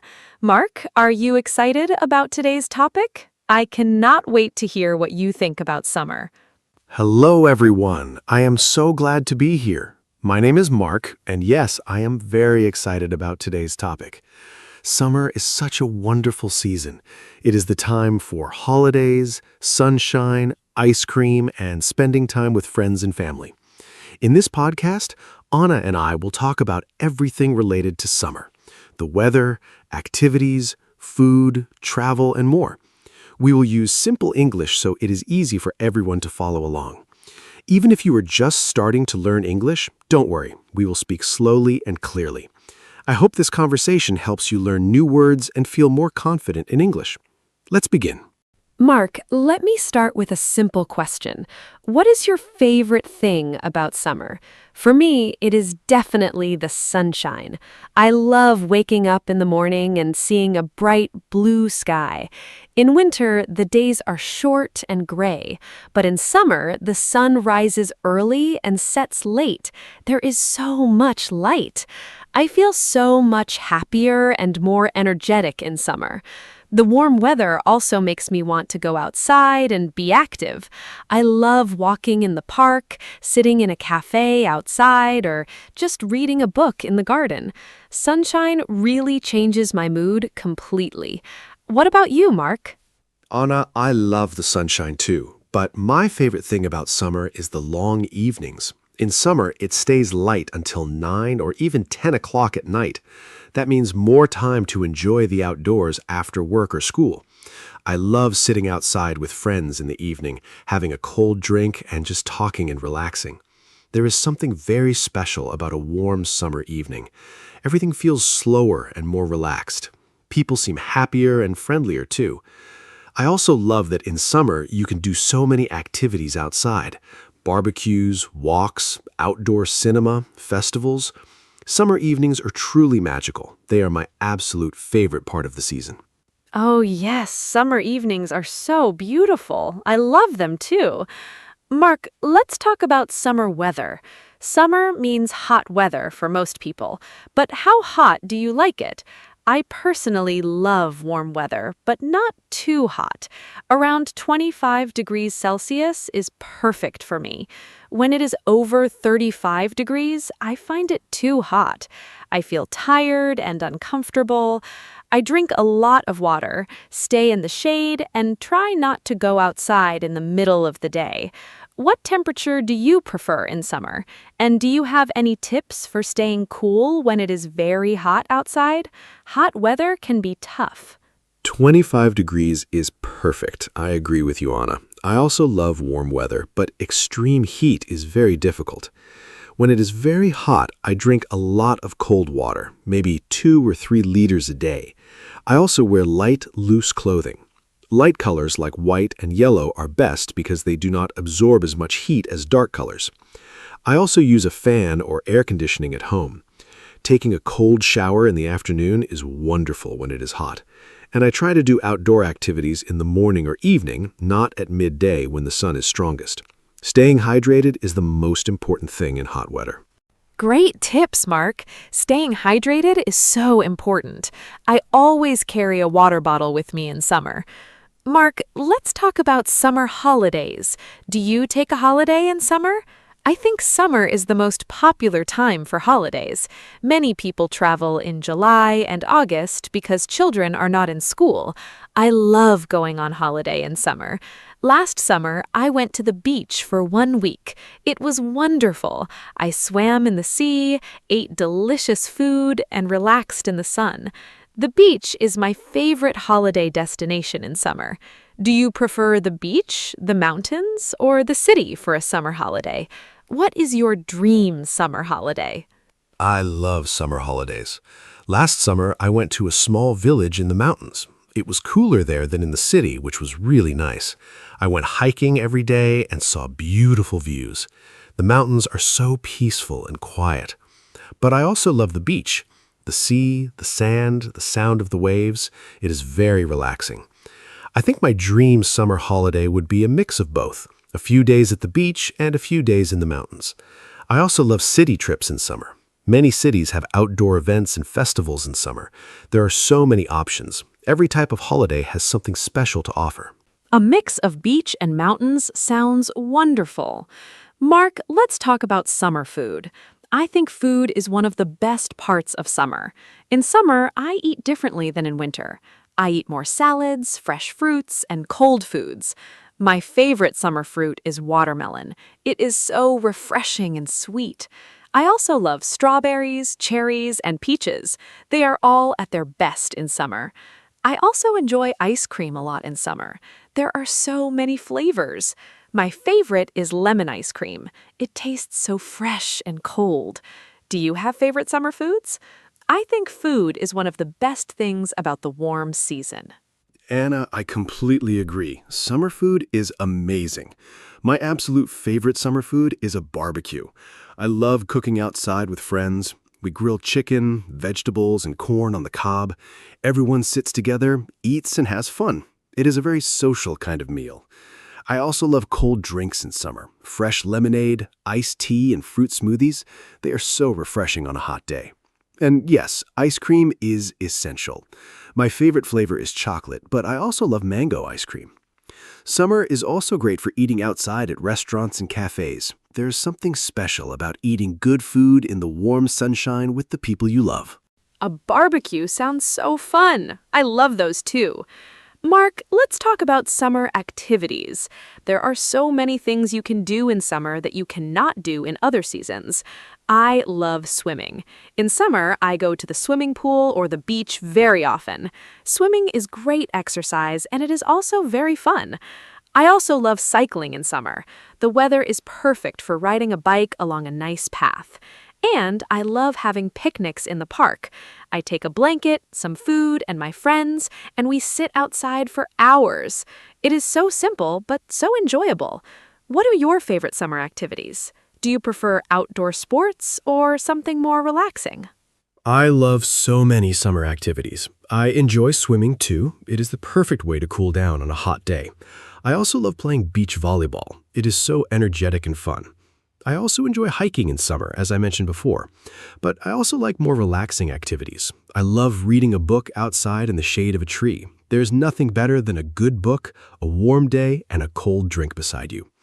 I also enjoy outdoor concerts and festivals in summer. Many cities have free outdoor music events in summer. Going to a summer festival with friends is one of my favorite summer memories. Summer is really the best season for fun. Outdoor concerts are so much fun. I love them too. Mark, I want to talk about the beach. The beach is maybe the most popular summer destination for many people. I love going to the beach. The sound of the sea is so calming. I love to swim, but I also love to just lie on the sand and relax. I always bring sunscreen to the beach. It is very important to protect your skin from the sun. I use SPF 50, especially in the middle of the day. Some people forget sunscreen and then they get sunburned. That is very painful and also bad for your skin. Do you always use sunscreen at the beach, Mark? Yes, sunscreen is absolutely essential. I always use it, especially at the beach. The sun at the beach is very strong. The reflection from the water and sand makes it even stronger. I use SPF 30 or 50, and I reapply it every 2 hours. I also wear a hat and sunglasses to protect my face and eyes. Staying in the shade during the midday hours from 12 to 3 in the afternoon is also a good idea. I love the beach, but I am always careful about the sun. Sunburn is very painful, and too much sun exposure is not healthy. Enjoy the beach, but always protect yourself. Good sun habits are very important for your health. Such good advice. Sun protection is so important. Mark, let's talk about summer clothes. I love summer fashion. In summer, I wear light dresses, shorts, sandals, and colorful tops. It is so nice not to wear heavy winter coats and boots. I feel free and comfortable in summer clothes. My favorite summer color is yellow. It feels so sunny and happy. I also love floral patterns in summer. Everything looks more cheerful and bright.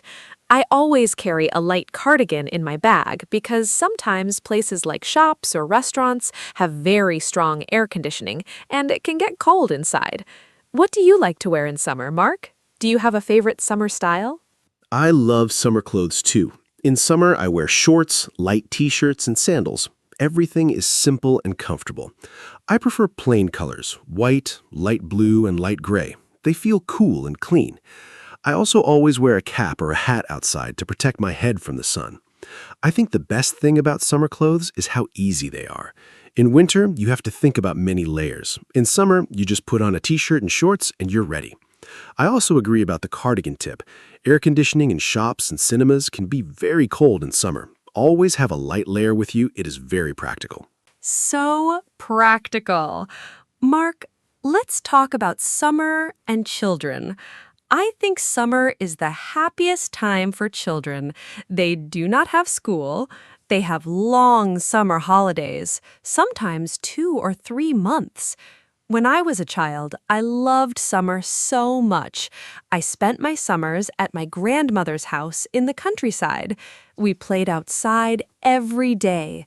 We ran in the fields, picked berries, played in the river, and caught butterflies.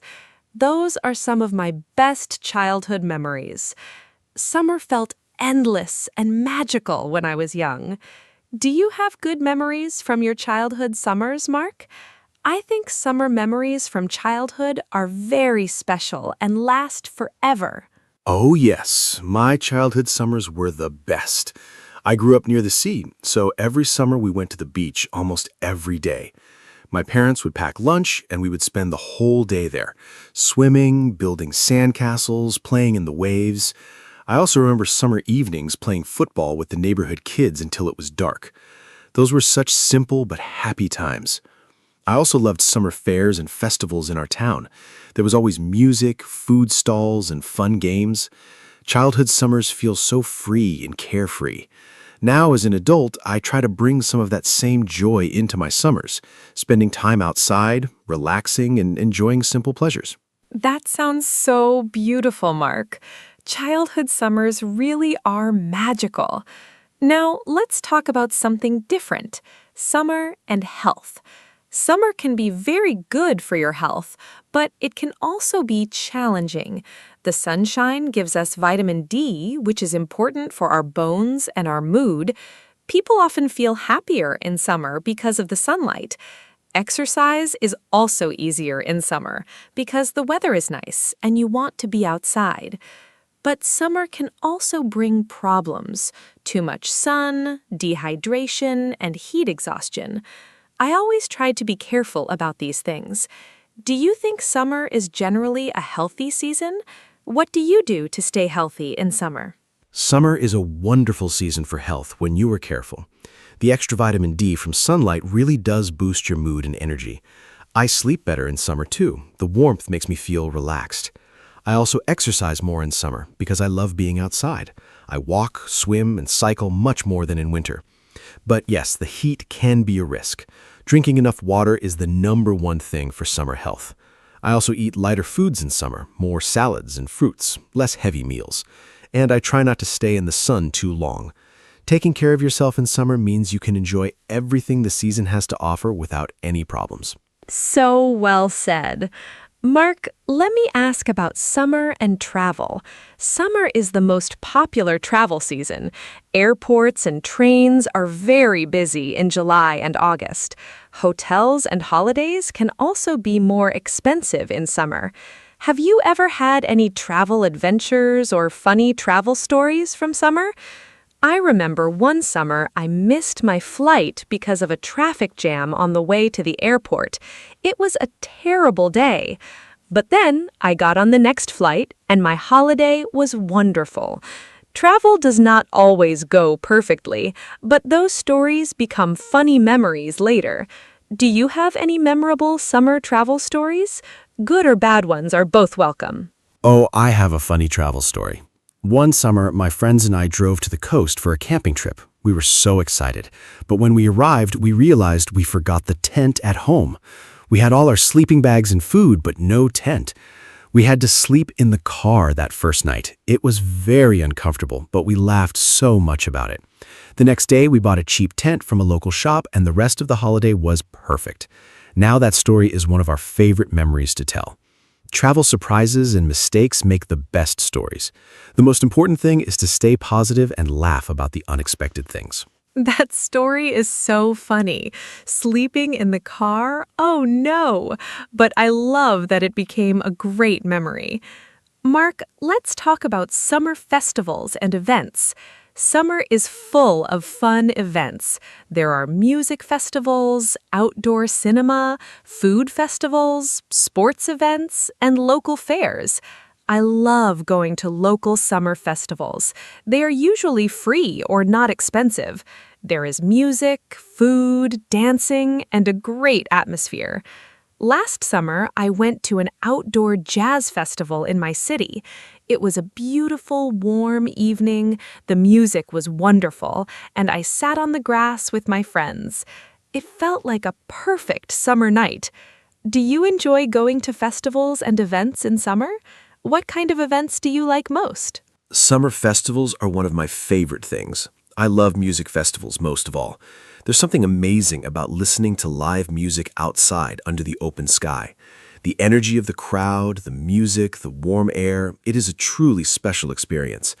I also love food festivals. You can try so many different types of food in one place. It's a great way to discover new cuisines. I have tried foods from many different countries at food festivals. I also enjoy street markets in summer. Many cities have outdoor markets on weekends in summer. You can find fresh produce, handmade crafts, and delicious snacks. Summer really brings communities together in such a joyful way. Outdoor markets are lovely. I always find something special at them. Mark, let's talk about gardening in summer. Do you like gardening? I think summer is the best time for gardens. Everything is green and in bloom, flowers, vegetables, fruit trees. Everything looks so beautiful. I have a small balcony garden. In summer, I grow tomatoes, herbs, and flowers on my balcony.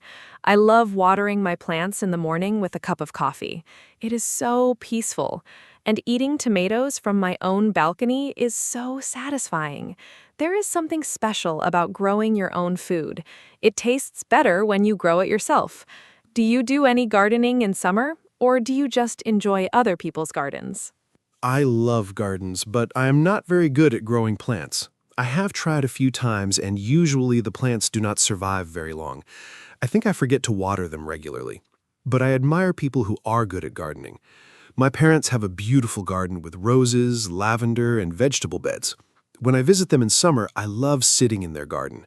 The smell of flowers in a summer garden is just wonderful. I also love visiting botanical gardens and parks in summer. Seeing all the different flowers and plants in full bloom is so beautiful. Maybe one day I will learn to be a better gardener. For now, I will enjoy other people's gardens. That is very honest, Mark. Gardens are beautiful to enjoy even if you do not grow plants yourself. Mark, let's talk about summer and learning English. Many people use summer as a time to study or improve their English. Maybe they travel to an English-speaking country, or they take a summer English course. I think summer is actually a great time to practice English because there are so many fun ways to do it. You can watch English movies, listen to English podcasts like this one, read easy books in English, or talk to tourists in English. What do you think is the best way to practice English in summer? Do you have any tips for our listeners? What a great topic. Summer is a wonderful time to practice English in a relaxed way. I think the best tip is to make English fun, not like homework. Watch your favorite movies or TV shows in English with subtitles. Read simple books or short stories in English. Listen to English songs and try to understand the words. If you travel somewhere where English is spoken, try to speak with local people. Even just saying hello and thank you is great practice. You can also keep a simple summer diary in English. Write a few sentences each day about what you did. It does not need to be perfect. The important thing is to practice every day, even for just 10 or 15 minutes. I love the diary idea. Writing in English every day is such good practice, and summer gives you so many things to write about. Mark, let's talk about something I find really interesting, how different countries celebrate summer. In some countries, summer means going to the beach every weekend. In other countries, it means mountain holidays. In Scandinavia, people celebrate midsummer with big outdoor parties. In some countries, summer is the rainy season, not hot and sunny. Not everyone experiences summer the same way. I think it is fascinating how the same season can be so different depending on where you live. Do you know about any interesting summer traditions from other countries that you find interesting or surprising? That is such an interesting point. Summer really is different around the world. In Japan, there are beautiful summer festivals called matsuri with fireworks and traditional dances. People wear colorful, traditional clothing and celebrate outdoors. In Sweden, the Midsummer Festival is one of the most important celebrations of the year. People dance, sing, and eat traditional food around a decorated pole. In Brazil, summer is in December and January, which is very different for people from the Northern Hemisphere. In some tropical countries, summer brings monsoon rains, not sunshine. Learning about how different cultures experience and celebrate summer is a wonderful way to learn about the world. Every tradition is unique and fascinating. The Japanese summer festivals with fireworks sound absolutely magical. I would love to experience that one day. Mark, let's talk about summer and sleep. I find it harder to sleep in summer. The nights are shorter and it stays light outside for a long time. My bedroom also gets very warm, and I do not sleep well when I'm hot. I use a fan at night, and I open the window to let in cool air. I also use light cotton sheets instead of heavy blankets, but still, some summer nights are very uncomfortable. Do you sleep well in summer? Do you have any tips for sleeping better when it is hot? I think many people have this problem in summer. Oh, I definitely have this problem too. Sleeping in summer heat can be really difficult. My best tip is to close the curtains during the day to keep the room cool. This makes a big difference. Also, take a cool shower before bed. Not very cold, just refreshing. Your body temperature will go down and you will feel more comfortable. Wear light pajamas or sleep in just a light sheet. You can also put a cold, wet cloth on your forehead or wrists to cool down quickly. Drinking a glass of cold water before bed also helps. And yes, a fan is very useful. Point it towards the window to push hot air out and pull cooler air in. These tips really do work. Those tips are so useful. I will try the curtains one. I think my room gets very hot because I leave the curtains open all day. Mark, let's talk about summer and exercise. I think many people exercise more in summer because the weather is nice. But exercising in the heat can also be dangerous. It is important to exercise at the right time of day. I like to go for my walks and runs in the early morning before it gets too hot. The air is fresh, the streets are quiet, and the temperature is comfortable. By midday, it is too hot to run outside. What kind of exercise do you do in summer, and when do you prefer to exercise during the summer months? Early morning exercise is perfect in summer. I also prefer to exercise in the morning, usually around 7 or 8 o'clock. It is cool and pleasant then. I go for a run along the river near my home. It is beautiful in the morning. The light is soft and there are not many people around. I also swim a lot in summer. Swimming is one of the best summer exercises because it keeps you cool while you're working out. In the evenings, I sometimes go for a long walk or cycle ride when the temperature goes down again. I always bring water when I exercise outside in summer. Exercising in the heat without water is very dangerous. Safety is always the first priority. Swimming really is the perfect summer exercise. Mark, I want to ask about something a little different now. What is your least favorite thing about summer? Every season has some downsides. For me, it is insects. In summer, there are mosquitoes, flies, and other bugs. I hate mosquitoes. They bite me every night, and I always wake up with itchy red spots. I use mosquito spray and a special plug-in device in my bedroom, but some still get through. It is very annoying. I also do not enjoy the crowds in summer. Popular beaches and tourist places get very crowded and noisy in summer. I prefer quieter, less busy places. What about you? What do you like least about summer? Anna, mosquitoes are definitely my least favorite part of summer too. They're so annoying. I also use spray and try to cover my arms in the evenings when they are most active. My other least favorite thing about summer is the traffic and crowds. Highways and airports are so busy in summer. Everything is more expensive. Hotels, flights, restaurants, popular tourist spots are packed with people. Sometimes it's hard to relax and enjoy yourself when everywhere is so crowded. I also sometimes miss the coziness of autumn and winter.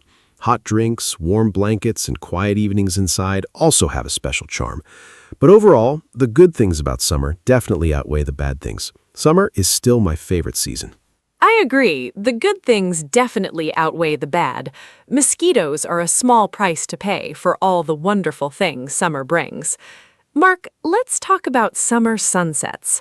I think summer sunsets are some of the most beautiful things in nature. Because the days are so long in summer, the sunset happens late, sometimes at 9 or even 10 o'clock. I love watching the sunset in summer. The sky turns pink, orange, and purple. It is absolutely stunning. I often go to a high point in my city to watch the sunset. It feels very special. Have you ever watched a particularly beautiful summer sunset that you still remember? Where were you, and what made it so special? Summer sunsets are truly magical.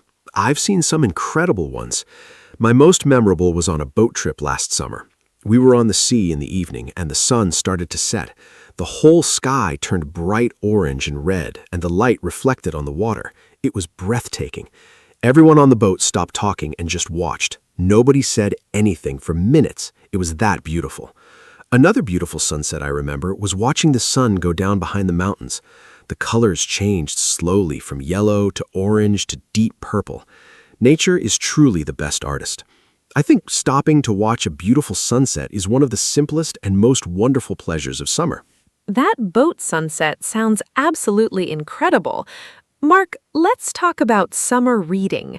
I think summer is the perfect time to read.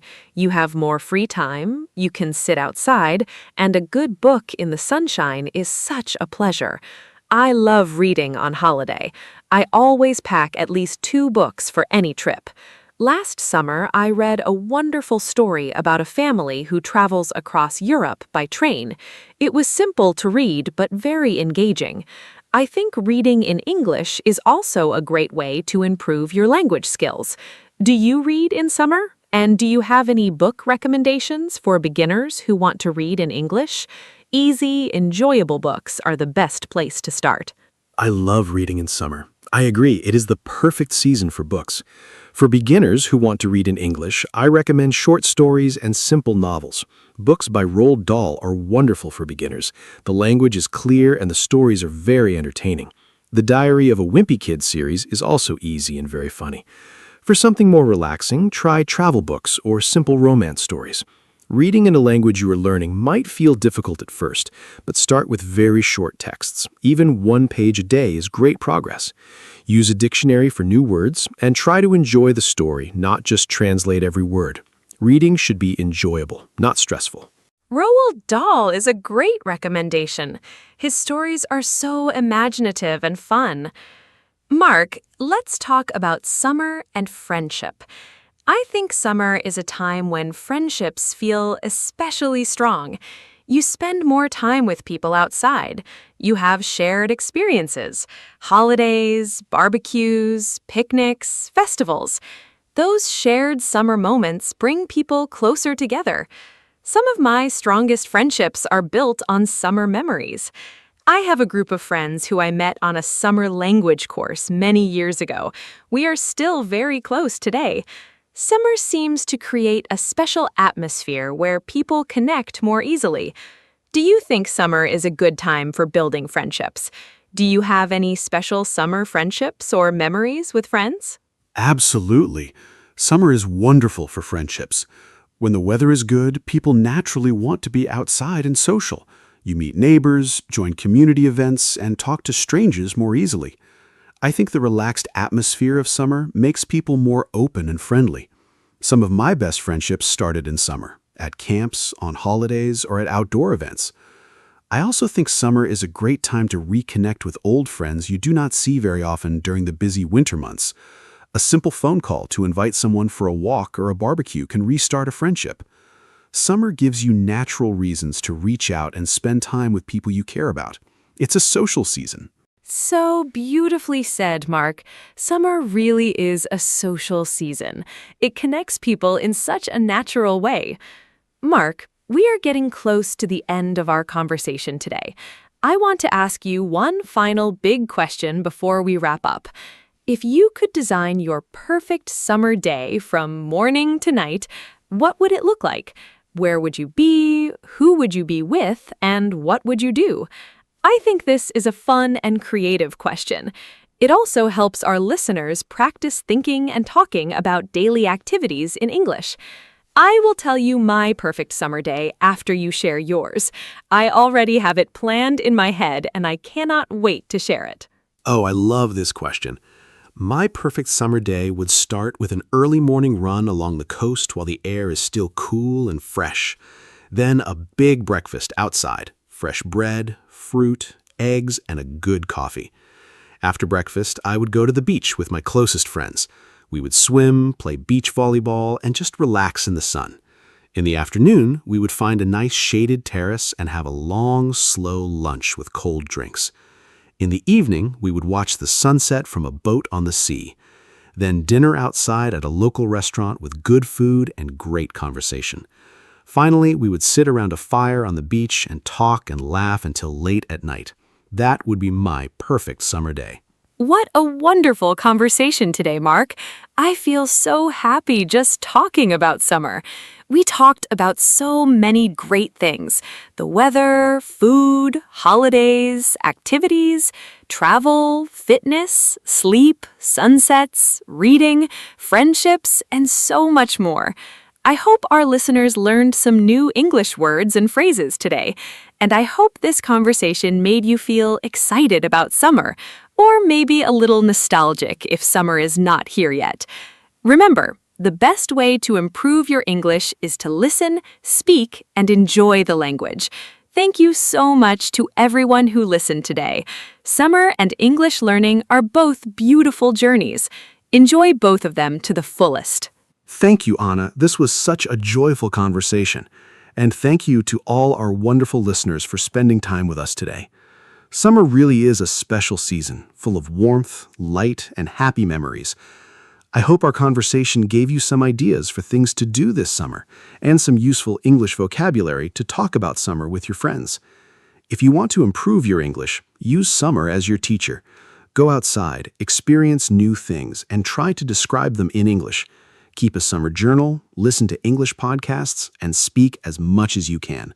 Learning English can be just as fun and warm as a beautiful summer day. Until next time, enjoy the sunshine, stay happy, and we will see you soon.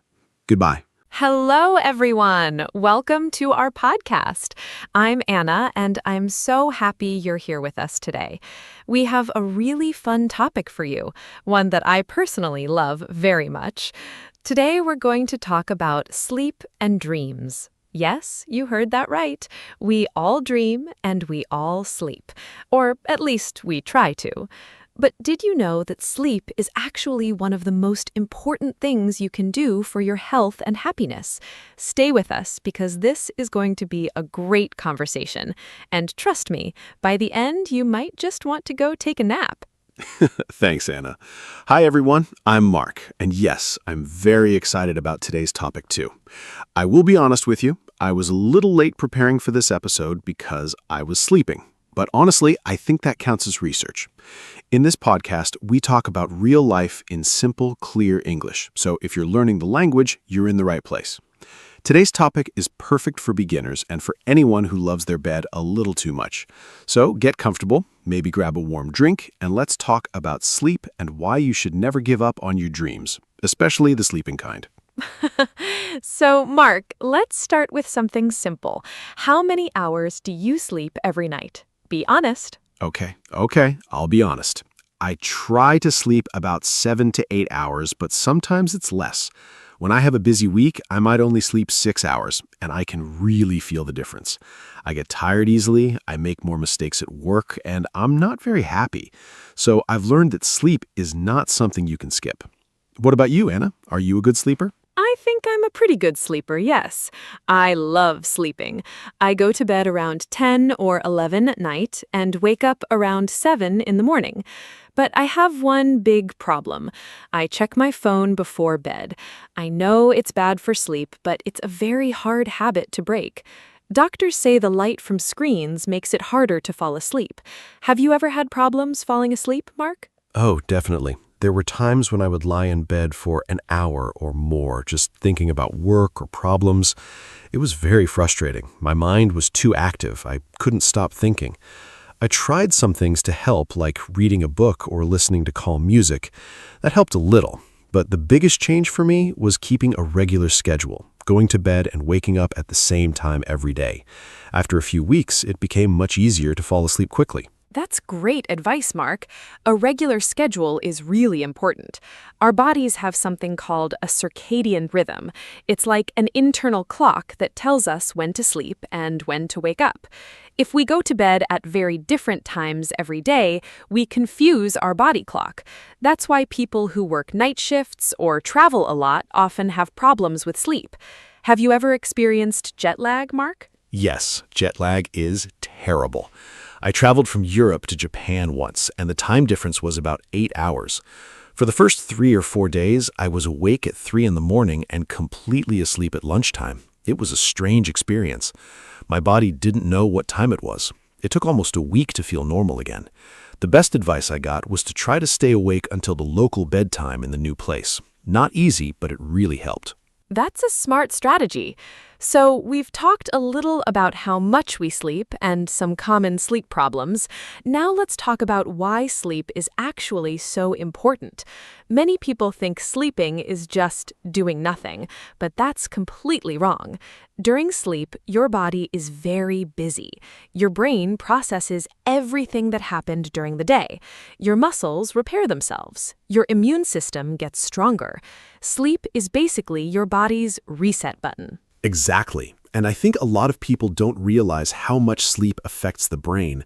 When you sleep, your brain clears out waste products, things that build up during the day when you're thinking and working. There's actually a system in the brain called the glymphatic system. It works mostly when you sleep. Some scientists believe that not sleeping enough might increase the risk of diseases like Alzheimer's over the long term. That's a serious reason to take sleep seriously. Wow, that's really interesting and a little scary. But let's also talk about something more fun, dreams. When we chose the title, Never Give Up on Your Dreams, Keep Sleeping, we were making a little joke, of course. But dreams are actually fascinating. Do you remember your dreams, Mark? Sometimes yes, sometimes no.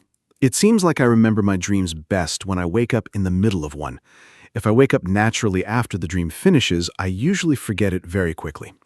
Scientists say that most people forget about 95% of their dreams, but the ones I do remember are often very strange. Flying over cities, being in school again, or talking to people I haven't seen in years. Dreams are like little movies in your head. Yes, I love that description, little movies. I often have very vivid dreams. Sometimes they feel so real that when I wake up, I'm confused for a moment. There's actually a word for that feeling, hypnopompic confusion. It happens in those first seconds after you wake up when your brain is still partly in the dream world. Has that ever happened to you? Oh yes, especially when my alarm goes off in the middle of a deep dream. I once woke up from a dream where I was giving a presentation at work, and for a few seconds I was looking around my bedroom thinking, where is my audience? It was very funny, but also a little embarrassing, even though no one was there. Okay, so we know dreams are interesting, but what do they actually mean? Do you believe dreams have meanings? That's a big question. There are many different ideas about this. In the past, people believed dreams were messages from gods or the future. Sigmund Freud, the famous psychologist, thought dreams showed our hidden feelings and desires. Today, many scientists think dreams are more like the brain organizing memories and processing emotions. Personally, I think dreams can sometimes reflect things we're worried about or excited about in real life, but I don't think every dream has a deep hidden message. I agree. I think if you dream about being chased, it probably means you're stressed about something, not that a monster is actually coming for you. But some people love to analyze their dreams. There are even dream journals, notebooks where you write down your dreams as soon as you wake up. I tried keeping one for a while. It was interesting because I started to notice patterns. I often dreamed about water when I was feeling uncertain about something in my life. Oh, that's very interesting. Water is actually one of the most common dream symbols. Many dream researchers say water can represent emotions: calm water for peace, rough water for stress or confusion. I think keeping a dream journal is a lovely idea. It helps you be more self-aware. And the act of writing first thing in the morning is actually a good habit for your mental health, too. Some people call it morning pages, just writing freely without thinking too much. I like that idea. Writing in the morning before your day starts can help you feel more calm and organized. Okay, let's talk about something practical now. We all know sleep is important, but many people still don't sleep enough. Life is busy. Work, family, phone, social media. There are so many things that take our time and energy. What do you think are the biggest enemies of good sleep, Anna? I think the number one enemy is definitely screens. Phones, tablets, computers, televisions. The blue light from screens signals to our brain that it's still daytime, so the brain stops producing melatonin. Melatonin is the hormone that makes us feel sleepy. That's why many sleep experts say to stop using screens at least an hour before bed. Other big enemies are caffeine, stress, and irregular schedules. Caffeine is interesting because it can stay in your body for 6 to 8 hours, so that afternoon coffee can still affect your sleep at midnight. 6 to 8 hours. That's a long time. I didn't know caffeine lasted that long. I usually drink coffee in the morning, so I think I'm okay. But I know some people who drink coffee at 5 or 6 in the evening and then wonder why they can't sleep. Now it makes sense. What about alcohol? Some people say a glass of wine helps them sleep. Is that true? This is a common misunderstanding. Alcohol can make you fall asleep faster, that part is true, but it actually makes your sleep quality much worse. Alcohol reduces something called REM sleep, which is the stage of sleep when you dream and when your brain processes emotions and memories. So even if you sleep 8 hours after drinking, you might wake up feeling tired and foggy. It's not real, deep, restoring sleep. So alcohol is not a good sleep solution at all. That's really good to know. So what actually helps with sleep? What are some good habits that people can try? There are several things that really work. First, keep a consistent schedule. Go to bed and wake up at the same time every day, even on weekends. Second, make your bedroom cool, dark, and quiet. Our bodies sleep better in slightly cooler temperatures. Third, avoid screens for an hour before bed. Instead, try reading, stretching, or relaxing with calm music. Fourth, don't drink caffeine in the afternoon or evening. And fifth, this one surprises many people, don't lie in bed if you can't sleep. Get up, do something calm, and go back to bed when you feel sleepy again. That last one is interesting. Most people think you should just stay in bed and keep trying. But I've read that lying in bed awake for a long time can actually make sleep problems worse. Your brain starts to associate the bed with wakefulness and anxiety instead of sleep. So getting up is actually the smarter thing to do. The technical term for this approach is called stimulus control therapy. It sounds complicated, but the idea is simple. Your bed should only be for sleeping. Exactly. And speaking of sleep therapy, there's actually a very effective treatment for chronic insomnia called CBTI, Cognitive Behavioral Therapy for Insomnia. It's not medication, it's a type of talking therapy that helps people change their thoughts and habits around sleep. Studies show it works better than sleeping pills in the long run, and without any side effects.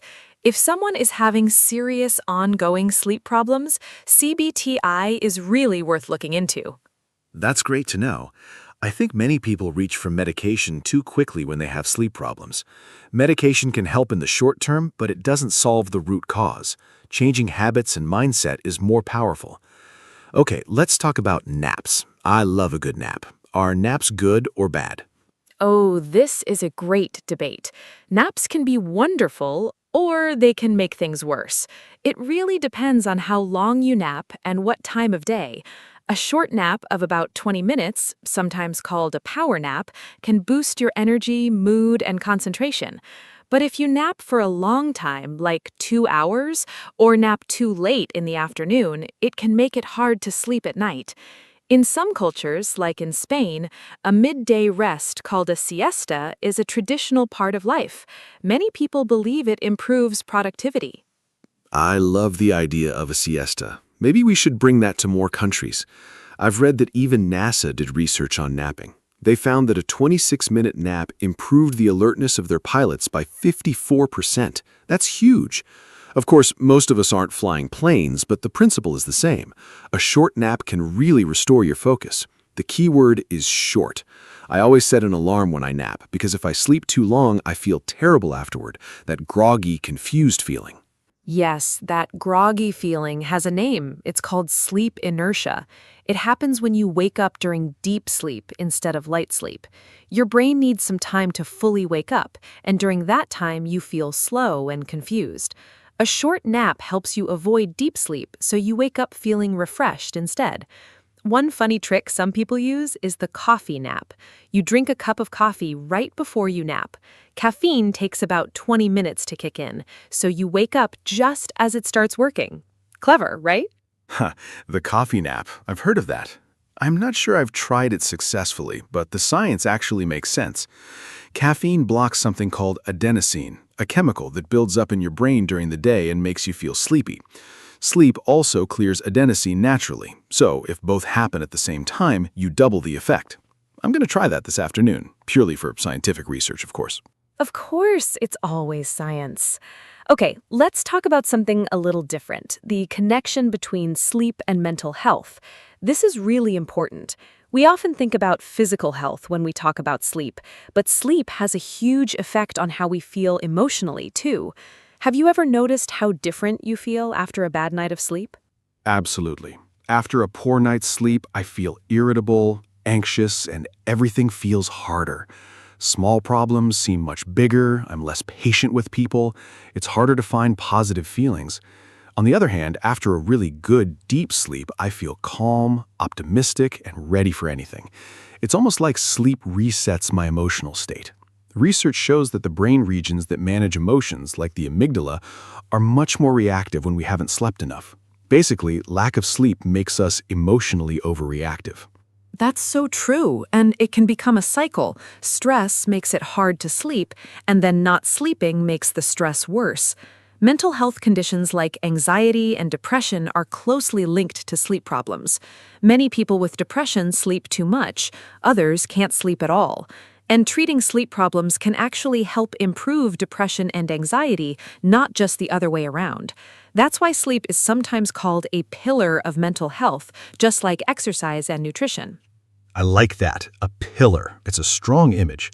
Sleep, exercise, and nutrition are like 3 legs of a table. If one leg is weak or broken, the whole table is unstable. You can't just focus on diet and exercise and ignore sleep. All 3 work together. And I think in modern culture, we often celebrate people who sleep less, like, I only sleep 4 hours, I'm so productive. But that's actually not something to be proud of. Most people need 7 to 9 hours, and pretending otherwise is just harmful. Yes, there's a kind of culture in some business and tech worlds where sleeping less is seen as a sign of dedication or strength. Elon Musk famously said he only sleeps 6 hours, but most sleep scientists say that very few people, only 1 to 3%, can function well on less than 7 hours. Everyone else is just suffering and not realizing it. When you're chronically sleep-deprived, you lose the ability to accurately judge how tired you actually are. You get used to feeling bad and think it's normal. That's a really important point. You adapt to feeling terrible and stop noticing it. It's called baseline shift. I think many people in busy, stressful jobs are in this situation. They drink more and more coffee, rely on energy drinks, push through with willpower, and think they're fine. But their creativity, judgment, and emotional health are quietly suffering. It makes me think we all need to take sleep much more seriously as a society. Maybe even in schools and workplaces, sleep education should be a normal part of health education. I completely agree. Some schools have already changed their start times to later in the morning because research shows that teenagers naturally have a later sleep cycle. Their brains release melatonin later at night, so they can't fall asleep early even if they want to. Making teenagers wake up at 6:30 for school goes against their biology. The schools that made this change reported better grades, fewer absences, and improved mental health in students. Small changes in how we treat sleep can make a big difference. That's a really hopeful example. And it shows that when we take sleep seriously at a social level, not just an individual level, good things happen. We've covered so much today. Sleep cycles, dreams, naps, mental health, teenagers. It's been a really rich conversation. Before we close, Anna, let's share our top personal tips. What is the one sleep habit that has helped you the most? For me, it's definitely having a consistent bedtime, going to sleep and waking up at the same time every day. I know I said earlier that I struggle with my phone, and that's still something I'm working on, but having a regular bedtime has made a huge difference in how easily I fall asleep and how rested I feel in the morning. My body knows what to expect, and it prepares itself. Even on weekends, I try not to change my schedule by more than 1 hour. What about you, Mark? Mine is keeping my bedroom cool and dark. I used to sleep with the curtains half open because I liked a little light in the morning. But after I got blackout curtains, the quality of my sleep improved so much. Also, I keep the temperature a little cooler than the rest of my apartment at night. Our bodies naturally drop in temperature during sleep, so a cool room supports that process. It sounds like a small thing, but it really works. I also put my phone on silent and face down. Out of sight, out of mind. You know, Mark, we've talked a lot about science and health, but I want to talk about something more personal, sleep and creativity. I personally feel that my best ideas come right after I wake up, in that quiet, warm moment before I fully start my day. Have you ever experienced that? Like your brain was working on a problem all night and the answer just appeared in the morning? Yes, absolutely. I think that's one of the most magical things about sleep. Your brain doesn't actually stop working when you sleep. It keeps processing, connecting ideas, and solving problems. There's even a name for that half-awake state in the morning, the hypnagogic state. Many famous creative people use this time deliberately. The inventor Thomas Edison, for example, would sit in a chair holding metal balls. When he fell asleep, the balls would drop and wake him up, so he could capture his half-dreaming ideas. That Edison story is fascinating. I've also read that the scientist who discovered the structure of benzene, Friedrich Kekulé, said he dreamed of a snake eating its own tail, and that inspired him to realize benzene has a ring structure. So a dream literally led to a major scientific discovery. Dreams and creativity are deeply connected. Many artists, writers, and musicians have said that some of their best work came to them in dreams or right after waking up. Paul McCartney famously said the melody for Yesterday came to him in a dream. He woke up, ran to the piano, and played it immediately because he was afraid he'd forget it. Can you imagine? One of the most famous songs ever written, born from sleep. And it's not just musicians. The writer Robert Louis Stevenson said the story for A Strange Case of Dr. Jekyll and Mr. Hyde came from a dream. Sleep is not just rest. For creative people, it can be a source of pure inspiration. I love these examples. They really change the way we think about sleep, don't they? It's not passive, it's deeply active and creative. Okay, let's shift to a topic our listeners might find very relatable: social media and sleep. I think this is a huge problem for young people especially. It's so easy to pick up your phone at midnight and scroll through videos for 2 hours without even noticing. Oh, I know exactly what you mean. I've done this so many times. You tell yourself just 5 more minutes, and then suddenly it's 2 in the morning. Social media apps are actually designed to keep you engaged. They use notifications, endless scrolling, and short videos that make it very hard to stop. This isn't an accident. These features are carefully engineered to hold your attention. And unfortunately, using them right before bed is one of the worst things you can do for sleep quality. There's actually research showing that people who use social media heavily before bed take longer to fall asleep, sleep fewer hours, and feel more tired in the morning. Part of it is the blue light from screens, as we mentioned earlier, but another part is emotional. Social media often triggers feelings of comparison, anxiety, or excitement, which are the opposite of what you need to feel before sleep. Seeing someone's perfect vacation photos at midnight is not relaxing. That's so true. Comparison is the thief of sleep, as well as joy. I think the best thing you can do is create a kind of digital sunset, a time in the evening when you stop using screens and social media. Some people put their phone in another room at night, which removes the temptation completely. Others use app timers to lock social media after a certain hour. The phone can feel like a lifeline, but it's actually often a sleep thief in disguise. Digital sunset. I love that phrase. I actually tried putting my phone in the kitchen at night for 2 weeks, and honestly, it was a little uncomfortable at first.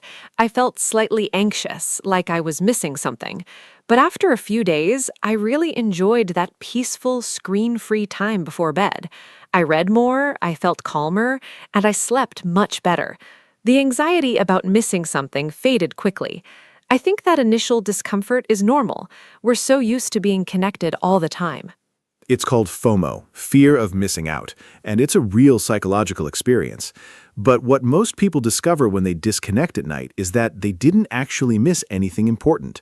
The notifications were still there in the morning. The world didn't end. But they slept better and felt more present the next day.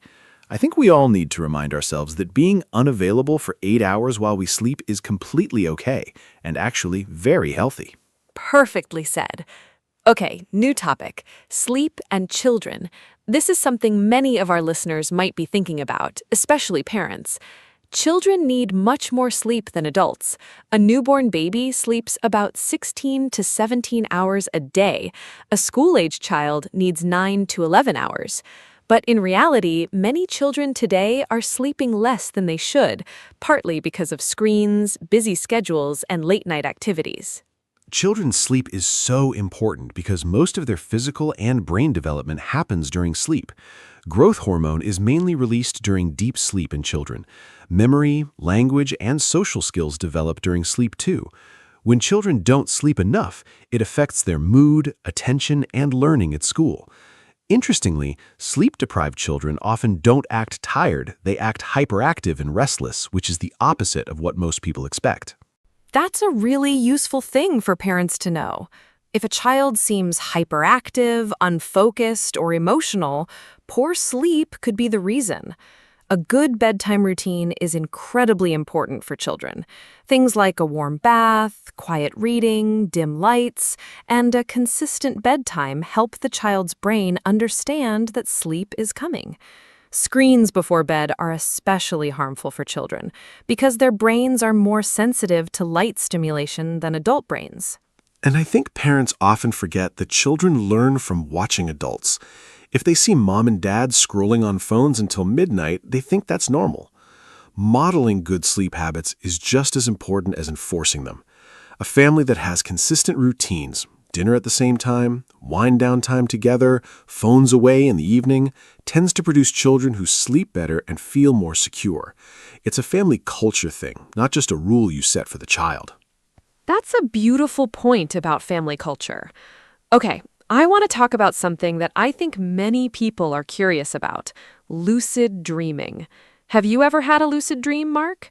A lucid dream is when you know you're dreaming while the dream is happening, and sometimes you can even control it. Yes, I've had maybe 3 or 4 lucid dreams in my life, and they were absolutely incredible. In one of them, I realized I was dreaming and decided to fly, just like Superman. I jumped off a building and soared over a city. The feeling was so vivid and real. I remember thinking, I know this isn't real, but it feels amazing. When I woke up, I was genuinely happy for hours afterward. It was one of the most joyful experiences I've had, and it happened in my sleep. Lucid dreaming sounds wonderful. Some people practice techniques to have lucid dreams more often. One popular method is called reality testing. You ask yourself several times a day, am I dreaming right now? And do a small check, like looking at your hands or trying to push your finger through your palm. After doing this during the day, you might start doing it automatically in your dreams too. And when you do it in a dream, something strange happens and you realize you're dreaming. That's a clever technique. There are also apps and devices now that claim to help trigger lucid dreams. For example, by detecting when you enter REM sleep and then playing a soft sound or light that enters your dream without waking you up. The science is still developing, but it's a fascinating area of research. Some therapists also use lucid dreaming as a tool to help people with recurring nightmares. If you can become aware in the nightmare and change the story, it can reduce the fear and trauma associated with it. That's a really interesting therapeutic use. I didn't know that. Okay, let's talk about something that affects a huge number of people, snoring and sleep apnea. These are very common but often untreated sleep problems. Do you snore, Mark? Be honest. My partner says I snore sometimes, especially when I'm very tired or after a long day. I think most people snore occasionally, and that's usually not a big problem. But snoring can sometimes be a sign of a more serious condition called sleep apnea. In sleep apnea, the airway becomes blocked during sleep, and the person actually stops breathing for short moments, sometimes hundreds of times per night. The brain then wakes the person up briefly to restart breathing. They often don't remember waking up, but their sleep quality is terrible. Sleep apnea is more common than many people think. It affects an estimated 1 billion people worldwide, though many don't know they have it. The classic signs are loud snoring, waking up feeling unrefreshed despite sleeping enough hours, feeling very sleepy during the day, and sometimes a partner noticing that you stop breathing. It's more common in people who are overweight, but thin people can have it too. The good news is that it's very treatable. The most common treatment is a device called a CPAP machine that keeps the airway open during sleep. If someone suspects they have sleep apnea, it's really important to see a doctor. Untreated sleep apnea is linked to high blood pressure, heart disease, diabetes, and other serious health issues. It's not just about feeling tired, it can have major long-term consequences. I think many people just accept feeling exhausted as a normal part of life when actually they have a condition that could be treated. Sometimes just asking a doctor the simple question, "Could I have a sleep disorder?" can change your life completely.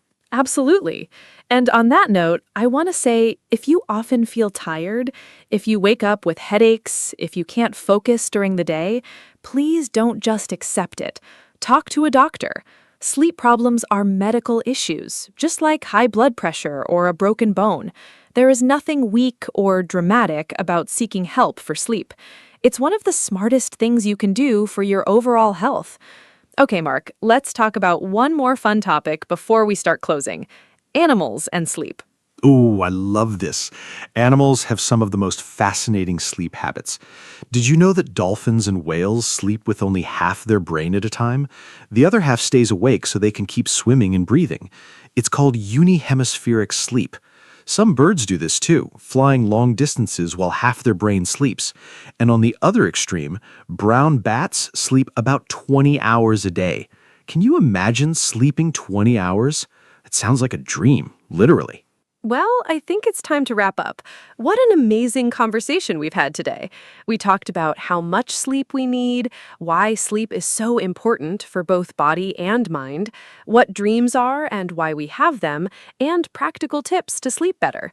I hope you've learned something new and maybe even feel a little more excited about going to bed tonight. Remember, sleep is not a waste of time. It's an investment in your health, your happiness, and your performance in everything you do. So tonight, give yourself permission to rest. Perfectly said, Anna. And remember our title, Never Give Up on Your Dreams, Keep Sleeping. We meant it both ways. Keep chasing your real dreams in life and also keep sleeping, because that's where the magic happens. Thank you so much for listening today. If you enjoyed this episode, please share it with a friend, leave us a comment, or give us a rating. It really helps us grow. We'll be back soon with another friendly, useful conversation in clear English. Until then, sleep well, dream big, and take care of yourselves. Good night or good morning, wherever you are. Hello, everyone. Welcome to our podcast. My name is Anna, and I am very happy you are here today. This podcast is for people who are learning English. We talk about simple and important topics. Today, our topic is scamming. Maybe you heard this word before. Maybe you did not. Do not worry. We will explain everything step by step. My friend Mark is here with me today. He knows a lot about this topic. We will talk together and make it easy to understand. So please relax, listen carefully, and enjoy our conversation. Let us begin. Hi, everybody. I am Mark, and I'm so glad to be here with Anna today. Scamming is a very important topic. It happens every day, all around the world. Many people lose money because of scams. Many people feel sad and embarrassed after a scam. But if you know about scams, you can protect yourself. You can protect your family, too. Anna and I will use simple words today. We want everyone to understand. If you hear a word you do not know, do not stop listening. We will explain it. Okay, let us start our conversation. So, Mark, let us start with the basics. What is a scam? Can you explain it in simple words? I think some of our listeners do not know this word yet. A scam is something bad, right? It's when someone tries to take something from you, like money or personal information. Is that correct? I want to make sure our listeners understand from the very beginning. Scams can be very confusing. Sometimes people do not even know they are in a scam. That is why it is so important to talk about this. Please explain it for us, Mark. Yes, Anna, you are right. A scam is when a person or a group of people tries to trick you. They want to take your money or your personal information. They do this by lying. They pretend to be someone they are not. For example, they might say, "I'm from the bank," but they are not from the bank. They are lying. The goal of a scammer is to get something from you without you knowing. Scams can happen on the phone, on the internet, or even in person. They happen everywhere. That is why we need to learn about them. Knowledge is the best protection. That is a great explanation. So scammers are people who lie to get money or information. Mark, I have a question. Are scams new? Did scams happen a long time ago too? Or is this something that started because of the internet? I am curious because today we hear about scams on our phones and computers, but maybe scams are not a new thing. Maybe people were scamming even hundreds of years ago. I think it is interesting to know the history a little. Can you tell us something about that? Even a simple explanation is fine. Great question, Anna. Scams are not new at all. People have been scamming others for hundreds and hundreds of years. A very old scam is the shell game. In this trick, a person hides a ball under 3 cups. They move the cups very fast. You try to guess where the ball is, but the scammer cheats. You almost always lose money. Another old scam is selling fake medicines. People sold water and said it could cure any sickness. Of course, it did not work. So yes, scams are very old. Today, scammers just use new tools like phones and the internet, but the idea is the same. They lie to get your money. Wow, that is very interesting. So scams have been around for a very long time. Okay, Mark, let us talk about today's scams. What are the most common scams right now? I think many of our listeners have seen or heard about some of them. Maybe they received a strange phone call, or maybe they got a weird email. I personally get strange messages sometimes on my phone. It is a little scary.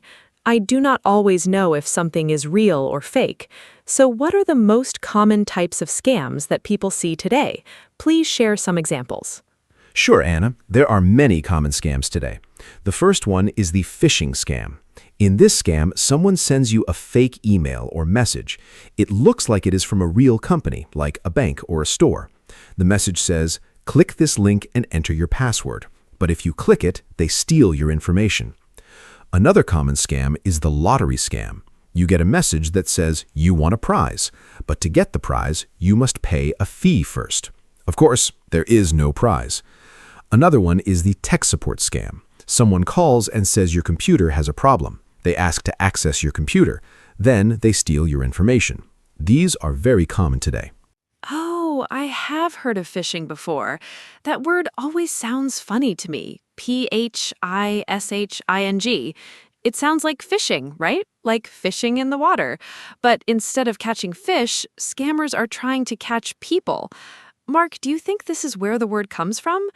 Also, I want to ask, why do so many people fall for these scams?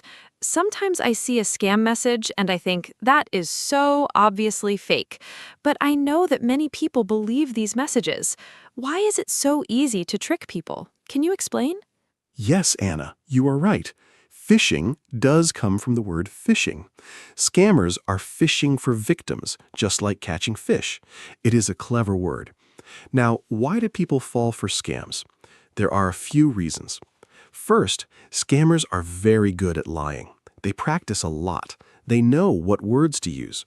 Second, they often create fear or excitement.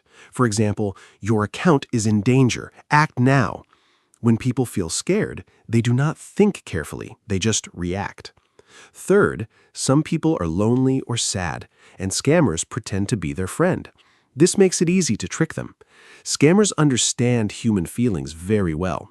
That is why it works. That makes a lot of sense. Scammers use fear and emotion to trick people. That is very clever, but in a bad way. Mark, let us talk about a specific type of scam. I want to ask about romance scams. I have heard this term before. I think it is when someone pretends to love you online, but it is all fake. Is that right? I feel very sad when I hear about romance scams. People are looking for love and friendship, and then someone uses that against them. Can you explain how romance scams work? I think this is important for our listeners to know. Yes, Anna. Romance scams are very sad and very common. Here's how they work. A person creates a fake profile on a dating app or social media. They use a beautiful photo, usually not their real photo. They start talking to you. They're very kind and sweet. They say they love you very quickly. Then, after some time, they ask for money. Maybe they say they are sick and need help. Or they say they are stuck in another country and need a ticket home. But none of it is true. Everything is a lie. They never had real feelings for you. When you send money, they disappear. Romance scams break people's hearts and take their money. It is very cruel. That is so heartbreaking. People really think they found love, and then it's all fake. I feel sorry for anyone who experienced this. Mark, let us talk about something a little different now. What about scams that happen over the phone? I know many elderly people, like grandparents, get phone calls from scammers. My grandmother told me once that she got a strange call from someone who said he was from the government. She did not know what to do. What are common phone scams, and why do they target older people especially? Phone scams are very common, Anna. One of the most famous is the grandparent scam. A scammer calls an elderly person and says, "Grandma, it's me. I'm in trouble. I need money right now. Please do not tell mom or dad." The grandparent thinks it's their grandchild and sends money immediately. Another phone scam is the IRS scam. Someone calls and says, "You owe money to the government. Pay now or the police will come." Of course, this is a lie. The government does not call you like this. Older people are often targeted because they are more trusting and sometimes less familiar with these tricks. That is why we must teach everyone about scams. Oh, the grandparent scam is terrible. Imagine getting that call and thinking your grandchild is in danger. Of course you want to help. Scammers are really cruel. Mark, I want to ask, what about online shopping scams? I love shopping online, and I know many people do too. But I have heard that some online stores are fake. You pay money, and the product never arrives. Or you receive something completely different from what you ordered. Has this happened to you? And what should people know about shopping safely online? This is very useful for everyday life. Oh yes, online shopping scams are very real. Fake online stores are everywhere. They look just like real stores. They have nice photos and low prices. That's the trick. The prices are too low. You think you're getting a great deal. You pay and then nothing arrives. Or you get a very cheap, broken product. I have a friend who bought expensive shoes online for a very low price. He waited 2 months and then he received tiny plastic shoes like toys. He was very angry. So the rule is, if the price looks too good to be true, it probably is a scam. Always buy from stores you know and trust. Ha, tiny plastic shoes. That is funny, but also very frustrating for your friend. Okay, so we need to be careful about prices that are too low. Mark, let us talk about email scams now. I get so many strange emails. Sometimes they say I won something. Sometimes they say my account is locked. Sometimes they say a prince from another country wants to send me money. That last one always makes me laugh. Have you heard of the Nigerian prince scam? It is very old, but people still fall for it. Can you explain how it works and why people still believe it? Yes, the Nigerian prince scam is one of the most famous scams in the world. Here's how it works. You get an email from someone who says they are a rich prince or a businessman in another country. They say they have millions of dollars, but they need your help to move the money. If you help them, they will give you a big reward, maybe 10 or 20% of the money. But first, you need to pay a small fee to start the process. Of course, there is no prince and no money.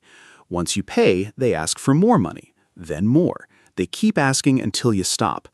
It sounds silly, but millions of people have lost money to this scam. It is a very powerful trick. Wow, millions of people. That is shocking.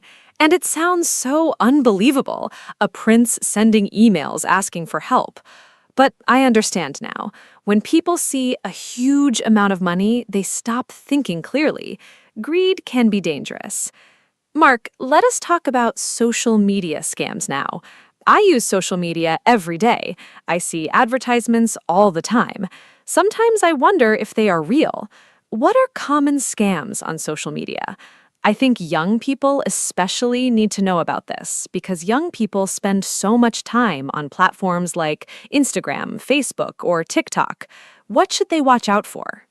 Great point, Anna. Social media scams are everywhere. One common scam is the fake giveaway. A fake account pretends to be a famous person or a big company. They say, "We are giving away $1,000. Follow us and share this post to win." But it's all fake. They just want more followers. Another scam is fake influencer products. An account promotes a product with amazing results, like a cream that makes you look 10 years younger in one day. You buy it, and it does nothing. A third scam is investment scams. Someone says, "Give me $100 and I will make it 1,000 in 1 week." Of course, that money disappears. Always be careful with things that sound too good. Those fake giveaways are everywhere. I see them all the time. And I admit, sometimes they look very real. Mark, I want to ask about something called identity theft. I hear this phrase a lot, but I'm not 100% sure what it means.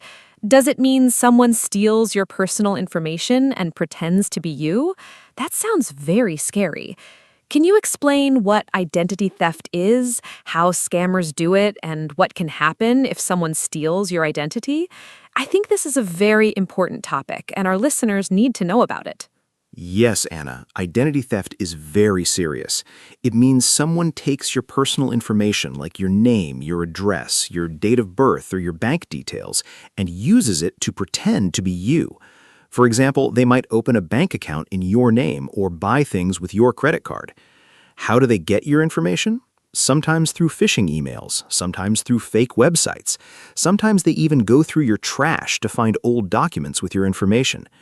The effects can be very bad. You might lose money. Your credit score might go down. It can take months or years to fix the problem. That is why protecting your personal information is so important. Going through your trash. I never thought about that. That means we even need to be careful with old papers and documents. Mark, let us talk about something positive now. How can people protect themselves from scams? I think our listeners want to know what they can do. It is good to know about the dangers, but it's also important to know the solutions. What are the most important rules for staying safe? If you had to give just 3 or 4 simple tips, what would they be? Please keep it simple so everyone can remember. Great idea, Anna. Here are my top tips. Number 1, never give your personal information to someone you do not know. This includes your passwords, bank details, or ID numbers. Number 2, if something sounds too good to be true, like a big prize or a huge investment, it's probably a scam. Number 3, don't click on links in emails or messages from people you don't know. Go directly to the official website instead. And number 4, take your time. Scammers always try to create urgency. They say act now or only today. A real company will give you time to think. If you feel pressured, that's a warning sign. Stop and think before you do anything. Those are wonderful tips, simple and easy to remember. I especially like the last one. Take your time. Scammers want you to act fast so you do not think, so slowing down is a great defense. Mark, I want to talk about what to do if you think you are being scammed right now, in the middle of it. What if someone is on the phone with a scammer and they suddenly realize something is wrong? What should they do? Should they say something? Should they just hang up? I think many people do not know how to react in that moment. It can be scary and confusing. That is a very important question. If you think you are talking to a scammer, the best thing to do is stop the conversation immediately. Just hang up the phone. You do not need to explain or say goodbye. If it's an email or message, do not reply. Do not click any links. Do not give any information. If you already gave some information, like your phone number or email, change your passwords right away.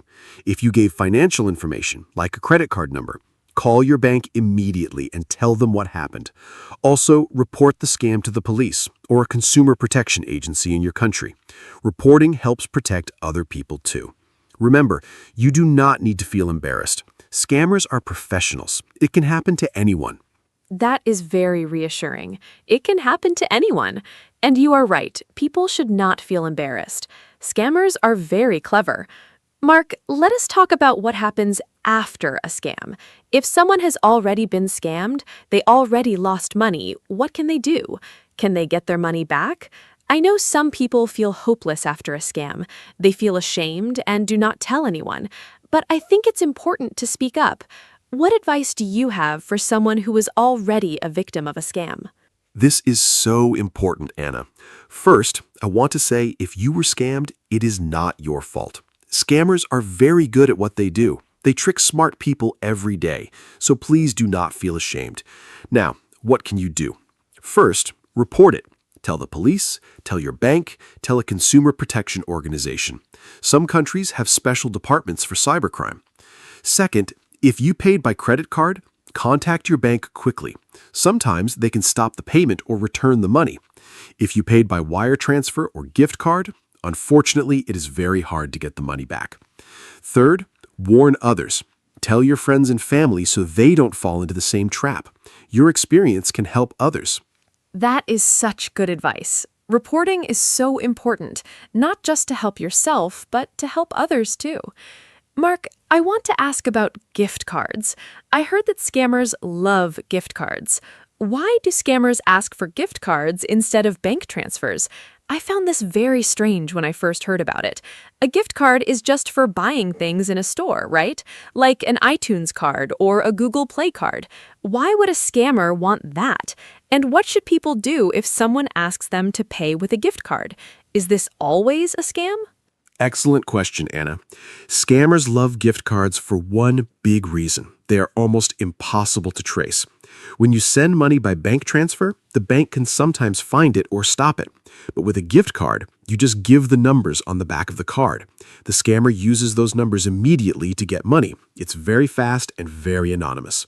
That is why scammers say, go to the store, buy a $200 Google Play card, and give me the numbers. Here's the most important rule. No legitimate company, government office, bank, or real person will ever ask you to pay with a gift card. Ever. If someone asks you to pay with a gift card, that is 100% a scam. Always.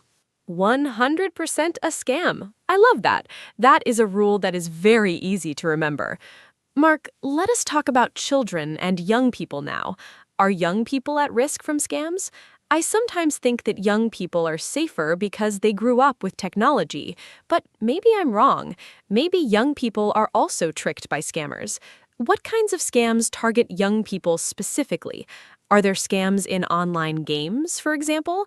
I know many young people play video games online. Are there scammers in gaming too? You are right to ask, Anna. Young people are not always safe. In fact, scammers target young people a lot. In online games, scammers might say, Give me your account password and I will give you free coins or weapons. Then they take your account and never give it back. Another scam for young people is fake job offers. They send a message on social media saying, work from home and earn $500 a week easily. The young person is excited, but then they ask for money first to buy training materials or supplies. Of course, there is no job. Scammers also use social media to create fake profiles and ask young people for personal photos or information. Young people must be careful too. That is so important to know. Even young people who are very comfortable with technology can be tricked. Mark, I also want to ask about investment scams in more detail. I hear a lot about cryptocurrency scams these days. Many people are interested in Bitcoin and other cryptocurrencies, and scammers use this interest to steal money. How does a cryptocurrency scam work? Is it hard to recognize? I know this might be a little more complicated, but please explain it simply so our A1 and A2 listeners can understand the basic idea. Sure, Anna. Cryptocurrency scams are very common right now. Here's a simple example. Someone contacts you, maybe on social media, and says, I know a secret way to make a lot of money with Bitcoin. I already made $10,000. Let me show you how. They seem very friendly. They show you fake screenshots of their profits. They ask you to invest a small amount first, maybe $100. You see your account growing, you invest more, then one day the website disappears, the person disappears, your money is gone. This is called a pig butchering scam. They slowly fatten you up by making you trust them more and more, then they take everything. Always be very careful with investment advice from strangers. Pig butchering? What a strange and scary name. But it makes sense. They make you feel safe and then take everything. Mark, let us change the topic a little. I want to talk about scams that happen in real life, not just online or on the phone. Are there scams that happen in person, face-to-face, like on the street, for example? I know some cities have people who try to trick tourists. What kinds of in-person scams should people watch out for, especially if they are traveling to a new city or a new country? Yes. In-person scams are very real, especially in tourist areas. One classic scam is the gold ring scam. Someone walks up to you on the street and says, "Excuse me, I found this gold ring. I don't need it. You can have it." Then they ask for a small amount of money for a good luck fee. The ring, of course, is not gold. Another scam is the friendship bracelet scam. Someone puts a bracelet on your wrist and then demands money for it. Another common one is fake monks. People dressed like Buddhist monks give you a small gift and then ask for a donation. They are not real monks. In markets, some sellers use tricks with scales to make you think you are getting more than you are. Always be aware of your surroundings. Oh, I actually saw the friendship bracelet scam when I was traveling in Europe. Someone tried to put a bracelet on my wrist, and I quickly said no and walked away. Now I understand exactly what was happening. Mark, let us change the topic a little. I want to talk about one more type of scam, job scams. I know many people are looking for jobs, especially young people, and scammers know this. They create fake job advertisements. What does a fake job advertisement look like, and how can someone tell if a job offer is real or fake? This is very practical information that can really help people. Job scams are a huge problem, Anna. A fake job advertisement usually has these signs. First, the salary is unrealistically high, like earn $2,000 a week working only 2 hours a day from home. Second, they don't require any experience or skills. Real good jobs almost always need some qualifications. Third, they ask you to pay money before you start for training, uniforms, or background checks. Legitimate employers never ask workers to pay before starting. Fourth, the communication is strange, bad grammar in the emails, or they only communicate by WhatsApp or Telegram, not by official company email. Fifth, you can't find information about the company online. If you see these signs, be very careful. Research the company before you apply. Those are such helpful signs to watch out for. I love how you gave us a clear list. Mark, I think it is also important to talk about how to report a scam. We mentioned this briefly before, but let's go a little deeper. If someone in another country is trying to scam people in your country, who do you even call? Is there a special number? And does reporting actually make a difference? Sometimes people feel like reporting is useless, like nothing will happen. What do you think? Does reporting scams actually help? Reporting absolutely helps, Anna. Maybe your report alone won't stop a scammer immediately, but when many people report the same scammer, the police and agencies can take action. In most countries, you can report scams to the National Police, the Consumer Protection Agency, or a special cybercrime department. In the United States, for example, you can report to the FTC, the Federal Trade Commission. In the UK, there's Action Fraud. In many countries, you can also report scam phone numbers directly to your phone company. Your report adds important data. It helps investigators find patterns and stop criminals. So yes, please report every scam. Even if you didn't lose any money, your information matters. That is great motivation to report. Every report matters. Mark, before we start wrapping up, I want to ask one more important question. What about people who feel too embarrassed to tell anyone they were scammed? I know this is a real problem. Victims often feel ashamed or stupid. They do not want to tell their family or friends. They keep it secret. But keeping it secret can be dangerous, right? How can we help people feel comfortable talking about scams? And how should friends and family react when someone tells them they were scammed? What is the right way to support them? This is so important, Anna. Shame is one of the biggest problems after a scam. People feel stupid and do not ask for help. But the truth is, if you were scammed, you are not stupid. Scammers spend years learning how to trick people. It is their full-time job. They are professionals. If a family member or friend tells you they were scammed, please do not laugh or say, "How could you believe that?" That is the worst thing you can do. Instead, listen to them. Tell them it is not their fault. Help them take the next steps, like calling the bank or reporting to the police. Be patient and kind. The emotional pain after a scam can be very real. Support and understanding can make a huge difference. Beautifully said, Mark. Kindness and support are so important. I think we covered so many great topics today. We talked about what scams are, the history of scams, different types of scams, phone scams, email scams, romance scams, job scams, crypto scams, in-person scams, and more. We talked about how to protect ourselves and what to do if we are scammed. I feel like our listeners have learned so much today. Mark, is there anything else you want to add before we close? Any final thoughts or one last important message for our listeners? Yes, Anna. My final message is this. Stay curious, stay skeptical, and stay safe. If something feels wrong, trust your feeling. If you're not sure, ask someone you trust before you do anything. Talk to your friends and family about scams. Share the information you learned today. The more people know, the harder it is for scammers to succeed. And remember, scammers want you to feel alone and scared, but you are not alone. There are people who can help you.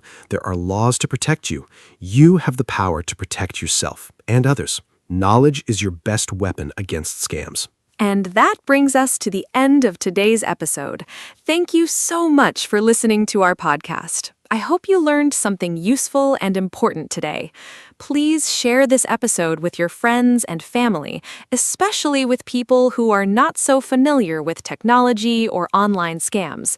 They might really need this information. Remember the key lessons. Do not give your personal information to strangers. Think before you click. Take your time and do not let anyone rush you. And if something feels wrong, it probably is. If you have questions or comments, we would love to hear from you. See you next time. Stay safe, everyone. Thank you so much, Anna, and thank you to all our wonderful listeners. It was a great conversation today. I learned something too, just from talking about all these scam types together. Every day, scammers get smarter, but every day, we can get smarter too. Keep learning, keep sharing, and keep protecting each other. If you enjoyed this episode, please tell a friend about our podcast. That is the best way to help us grow. And as always, if you ever think someone is trying to scam you, stop, breathe, and think. You have the power to say no. Thank you, goodbye, and take good care of yourselves and the people around you. Hi, everyone, and welcome to our podcast. My name is Anna. Today, we are going to talk about time management. This is a very important topic. Many people feel they do not have enough time. They feel busy every day. But maybe the problem is not the time. Maybe the problem is how we use the time. I think it is possible to learn good habits. We can all get better at this. I am happy to talk about it today with my friend Mark. Mark, hello. How are you? Hello, Anna. I am very happy to be here. Thank you for that introduction. Yes, time management is a great topic. I think about it a lot. Every morning I wake up and I think, what do I need to do today? Sometimes I have a long list, and sometimes I do not do everything on the list. I feel bad about that, but I am learning. I think small changes can help a lot.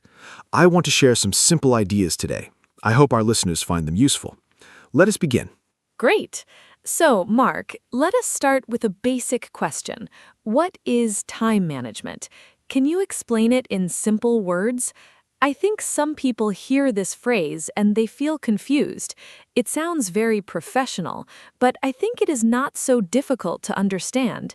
Time management means we plan how to use our time. We decide what to do first and what to do later. We try to use our time well. Does that sound right to you, Mark? I think it is a simple idea, but it is not always easy to do in real life. Yes, Anna, I agree completely. Time management is simple to understand, but not always simple to do. It means you are the boss of your time. You decide what is important. You decide what to do now and what to do tomorrow. For example, if I have a big project at work, I plan my time for it. I do not wait until the last minute. I start early. This helps me feel less stressed. I think the key word is plan. If you have a plan, you feel more in control of your day, and that feels really good. I love that, being the boss of your time. That is a great way to say it. So, Mark, why do you think time management is important? I think many people know they should manage their time better, but they do not start. They say, I will do it tomorrow. And then tomorrow comes and they say the same thing again. It's a cycle. I think we need a reason to change. For me, the reason is stress. When I do not manage my time, I feel very stressed, and stress is not good for health. What about you, Mark? Why is it important to you? That's a really good point, Anna. Stress is a big reason for me too. When I do not plan my time, everything feels urgent. I feel like I am always running. I never have time to rest. And then I feel tired and unhappy. But when I manage my time well, I finish my work and I still have free time.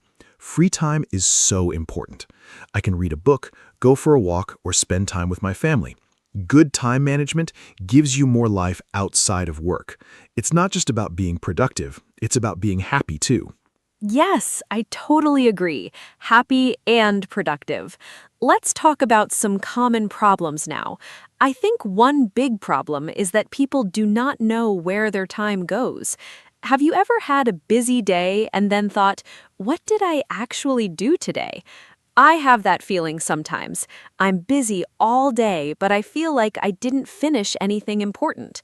I think the first step is to look at how we spend our time.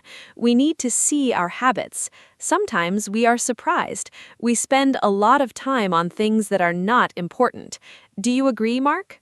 Oh, yes, absolutely. I did an exercise once. I wrote down everything I did for one whole day. Every hour, I wrote a short note. And at the end of the day, I looked at the list. I was surprised. I spent a lot of time checking my phone, maybe 2 or 3 hours total. That's a long time. And I didn't even feel like I was wasting time. It just happened little by little. So I think awareness is the first step. You need to know your habits before you can change them. Try this exercise. It's very eye-opening and helpful. That is a fantastic exercise, Mark. Writing down your activities. I think many people will be surprised when they try it. Okay, so now we know the problem. We do not always use our time well. What can we do about it? Let's talk about some simple strategies. One thing I do is make a to-do list every morning. I write down 3 things I want to do that day. Only 3, not 20 things, just 3 important things. This helps me focus. I don't feel overwhelmed. And when I finish all 3, I feel great. It's a small habit, but it makes a big difference. 3 things. I like that idea, Anna. It's simple and realistic. I also make lists, but sometimes my list is too long. Then I feel stressed looking at it. So 3 things is a good limit. I also try to do the most important thing first in the morning. I call this eating the frog. It sounds strange, I know, but it means you do the hardest or most important task first, before email, before social media, before everything. Then the rest of the day feels easier. You already did the big thing. The other tasks seem smaller after that. Have you tried this, Anna? Eating the frog. I love that expression. Yes, I have heard it before, and I think it is true. When I do a hard task first, I feel so relieved. The whole day is better after that. But sometimes it is hard to start with the hard thing. Our brain does not like hard things. We want to do easy things first. It's natural. So we need to be a little strict with ourselves. Maybe we say, no email until I finish my first task, or no coffee until I start the big project. We use small rewards to help us. Does that work for you, Mark? Yes, rewards really help. I use them all the time. For example, I tell myself, after I write this report, I can have a cup of coffee and a short break. The coffee becomes my reward. It sounds small, but it really works for me. Our brain likes rewards. It makes work feel more like a game. You finish a task, you get a reward. It's a simple system. I think the key is to make the reward something you really enjoy. And the reward should come right after the task, not much later, immediately after. That way your brain connects the reward with finishing the task. Rewards and tasks. I love this idea. Now let us talk about something else. Distractions. I think this is one of the biggest problems today. We have so many distractions. Our phones, social media, messages, emails, they never stop. Every few minutes, something wants our attention, and each distraction breaks our focus. Then it takes time to focus again after a distraction. Studies say it can take more than 20 minutes to fully focus again after a distraction. That is a lot of lost time in one day. Mark, how do you deal with distractions? Do you have any tips? Distractions are really difficult. I think the phone is the biggest one for most people, including me. My solution is simple. I put my phone in another room when I need to work. If I can't see it, I don't think about it as much. I also turn off notifications. I don't need to know every time someone likes my photo or sends a message. I check my phone at specific times, for example, once in the morning and once in the afternoon. This way I stay informed, but I'm not checking it all the time. It was hard at first, but now I feel much better and more focused during work time. Okay, let us now talk about planning. I think planning is the heart of time management. If you have a good plan, you know what to do and when.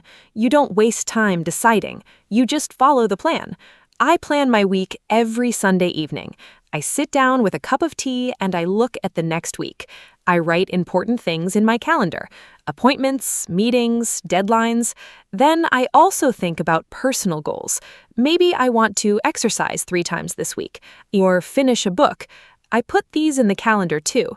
Then Monday morning, I already know my week. It feels good. Weekly planning is a great habit, Anna. I do something similar. On Sunday or Monday morning, I look at my week. I ask myself, what are the 3 most important things I need to do this week? Not for work only, but for life also. Maybe one thing is work, one thing is health, and one thing is family. I try to balance different areas of life. Because time management is not only about work, it's about your whole life.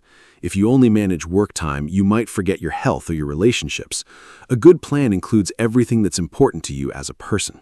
Balance is so important. You're right, Mark.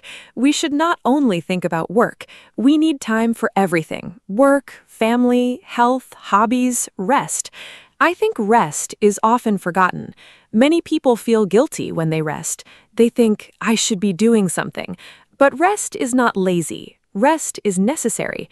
When you rest, your brain recovers. You become more creative. You make better decisions. You are more patient with people. Without rest, everything gets harder. So I tell people, plan your rest time too. Put it in your calendar. Protect it like you protect a work meeting. Rest is a meeting with yourself. A meeting with yourself. I love that, Anna. That is a beautiful way to think about it. I used to feel guilty about taking breaks. I thought working all the time meant I was productive, but actually working without breaks makes you less productive over time. You make more mistakes, you feel tired, your ideas stop coming. Now I take short breaks every hour or so. I stand up, walk a little, drink some water, just 5 or 10 minutes, and then I come back to work feeling more fresh. These small breaks actually help me do more work, not less. So breaks are an investment in productivity. An investment in productivity, yes. Short breaks are so helpful. Now I want to talk about a technique that many people use. It's called the Pomodoro technique. Have you heard of it, Mark? It's a very popular method for managing time and staying focused. The idea is simple. You work for 25 minutes, then you take a 5-minute break. Then you work for 25 minutes again. After 4 rounds, you take a longer break, maybe 15 or 30 minutes. You use a timer. The word Pomodoro means tomato in Italian. The person who invented it used a tomato-shaped kitchen timer. Isn't that fun? Yes, I know the Pomodoro technique. It is a great method. I've used it many times. The timer really helps. When you have 25 minutes, you focus because the time is limited. You think, I only have 25 minutes, so I must concentrate now. And the break is also nice because you know it is coming. You do not feel like you are working forever. You think, just 25 minutes, then I can rest. It makes hard work easier to start. Many people find it hard to begin a task, but starting a 25-minute session is not scary. It's a small and manageable amount of time. Exactly. Starting is often the hardest part. Once you start, it is easier to continue. The Pomodoro helps you start. Okay, let us talk about something that I find very interesting, the idea of time blocks. This is when you plan your day in blocks of time. For example, from 9 to 11 is for deep work. 11 to 12 is for email and messages. After lunch, maybe meetings. Then in the afternoon, creative work. Each part of the day has a purpose. You do not mix everything together. This way, your brain knows what kind of thinking to do. It is more efficient. Does this sound useful, Mark? Do you use time blocks? Yes, time blocking is one of my favorite methods. I really recommend it. In the morning, my brain is fresh and I use that time for thinking and creating. I never schedule meetings in the morning if I can help it. Meetings take energy and time. I prefer mornings for my own work. Then in the afternoon, I do easier tasks like emails and calls. I match the task to my energy level. When I have high energy, I do hard things. When I have low energy, I do easy things. I think this is called working with your natural rhythm, and it makes a big difference in how much you can get done each day. Working with your natural rhythm. That is a great concept. Not everyone is the same. Some people work best in the morning. Other people work better at night. We are all different. I think it is important to know yourself. When do you feel most alert? When do you feel most creative? Plan your hard tasks for those times. Do easy tasks when you feel tired. This is a very personal approach to time management. There is no one perfect system for everyone. The best system is the one that works for you, so you need to experiment a little. Try different things and see what helps you personally. I completely agree. Knowing yourself is really important. I'm a morning person. I wake up early and feel great. By 8 o'clock in the evening, I'm tired and I cannot focus well. So I never try to do important work late at night. I know it will not be my best work. But my sister is totally different. She works best at midnight. She is very creative at night. We are all different. So I always say, do not copy someone else's schedule exactly. Take ideas, but adapt them to your own life and body. What works for your friend might not work for you at all. That's okay. Your sister sounds like me sometimes. I like working in the evening too. Okay, let us talk about something very common, the feeling of being overwhelmed. I think many people have this feeling. You look at your to-do list and it is very long. You have so many things to do, and you don't know where to start, so you feel stuck. You might even start to do nothing because everything feels too big. This is called being overwhelmed. Have you felt this way, Mark? I think most people have at some point. It's a very uncomfortable feeling, and it can stop you from doing anything at all. Oh, I know that feeling very well, Anna. It's terrible. You feel paralyzed. You can't move. I think the best thing to do when you feel overwhelmed is to stop and breathe first. Do not panic. Then take your big list and choose just one task. Just one. The most important or the most urgent one. Forget the rest for now. Focus only on that one task. Start it. When you finish it, choose another one. Take it step by step. The list will slowly get smaller, and each time you finish a task, you feel a little better. The feeling of progress is very powerful and motivating. One task at a time. Simple and powerful. I also want to talk about saying no. I think this is very important for time management. Many people say yes to everything. Someone asks for help, they say yes. Another meeting is added, they say yes. A new project arrives, they say yes. And soon, their calendar is completely full. There is no time for their own priorities. Learning to say no is a skill. It is not rude to say no, it is responsible. When you say no to one thing, you say yes to your own time and priorities. Mark, do you find it easy or difficult to say no? Honestly, saying no is very difficult for me. I'm a people pleaser. I like to help. I don't want to disappoint anyone. So I often say yes when I should say no. And then I'm stressed because I have too much to do. I'm slowly getting better at this. One thing that helps me is to pause before answering. When someone asks me something, I don't say yes immediately. I say, let me think about it and check my schedule. This gives me time to decide honestly. Sometimes I can help, sometimes I cannot, and that's okay. We can't do everything for everyone all the time. It's not possible. Pausing before answering is a wonderful strategy. I do that too now. It's okay to say, I will check and let you know. You don't have to answer immediately. Okay, let us talk about technology and time management. We already talked about phones and distractions, but technology can also help us manage time better. There are many apps and tools for this. Have you used any apps for time management, Mark? I know there are apps for to-do lists, calendar apps, timer apps, and many others. Sometimes I think there are too many options, and it can also be confusing. Do you use any specific apps that you like? Yes, I use a few apps. For my to-do list, I use a very simple app. I just write my tasks and check them off when I finish.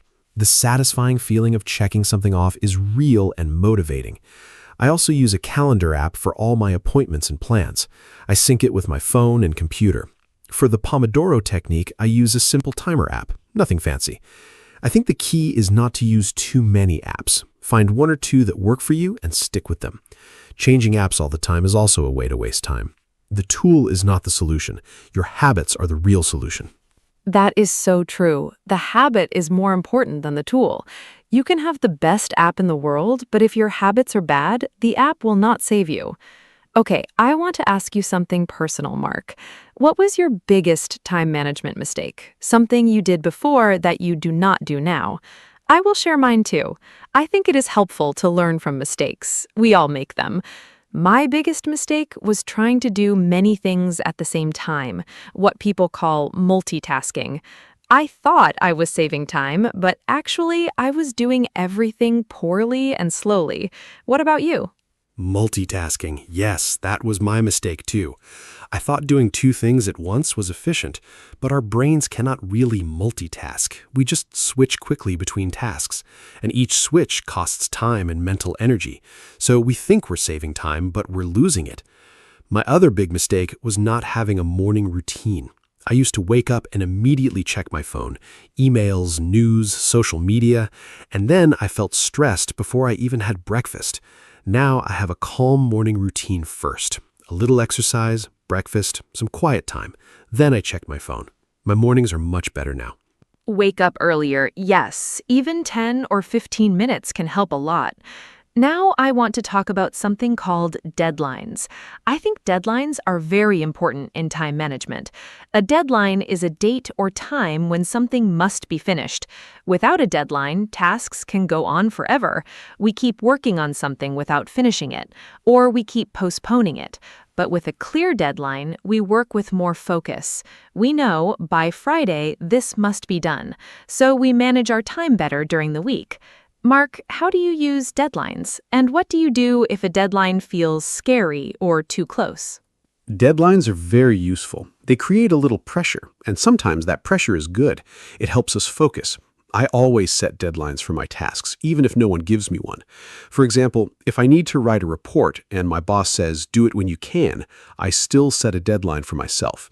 Maybe I say, I will finish this by Wednesday. Without that, I might wait and wait. If a deadline feels scary, I break the big task into small steps. Each step has its own small deadline. Then the big deadline is not so scary. It's just a collection of small steps, and small steps are easy to take. Breaking a big task into small steps, I love this strategy. It's called chunking, I think. You take a large task and divide it into many small parts. Each small part is easy to do, so you never feel overwhelmed. You just do one small part, then another, and before you know it, the big task is done. I use this method for big projects at work. I look at the whole project and I think, what are all the steps to finish this? Then I put each step on my calendar with a deadline. The big project becomes a simple plan. It's a really effective way to deal with large tasks. Yes, chunking is a fantastic strategy, and it also helps with procrastination. Procrastination means you delay doing things. You keep saying, I will do it later, I'll start tomorrow. But tomorrow never comes. Often we procrastinate because the task seems too big or too hard. But if you break it into very small parts, it's not so hard. You can start with just 5 minutes on the task. Often you will continue after 5 minutes because you already started. Starting is the hardest part. Once you're working, the momentum carries you forward. So make the first step very, very small and easy to take. Procrastination, such a common problem. I think almost everyone does it sometimes. I certainly do. One thing that helps me is to think about how I will feel after I finish the task. I imagine that feeling of relief and pride, and then I want that feeling. So I start working to get that feeling. It's a way to motivate yourself with your imagination. Another thing that helps me is to make my workspace nice. If my desk is clean and comfortable, I feel more motivated to sit down and work. A messy desk makes me feel tired and unmotivated. So I tidy my desk before I start working. It makes a real difference. A clean workspace is so important, I agree. When everything around you is messy, your mind feels messy too. And when your workspace is clean and organized, your mind is clearer. This is not just a feeling. Some research shows that a clean environment helps with focus. I also like to have good lighting. Natural light is the best. I sit near a window when I can. And I like to have a glass of water on my desk. Small things make a difference. Creating a good environment for work is part of time management. You're setting yourself up for success before you even start the first task. Setting yourself up for success. I really like that phrase. Okay, we're getting close to the end of our conversation today. I want to talk about one more thing, the balance between being productive and enjoying life. I think some people take time management too seriously. They plan every minute. They feel guilty if they are not doing something useful. But life is not only about being productive.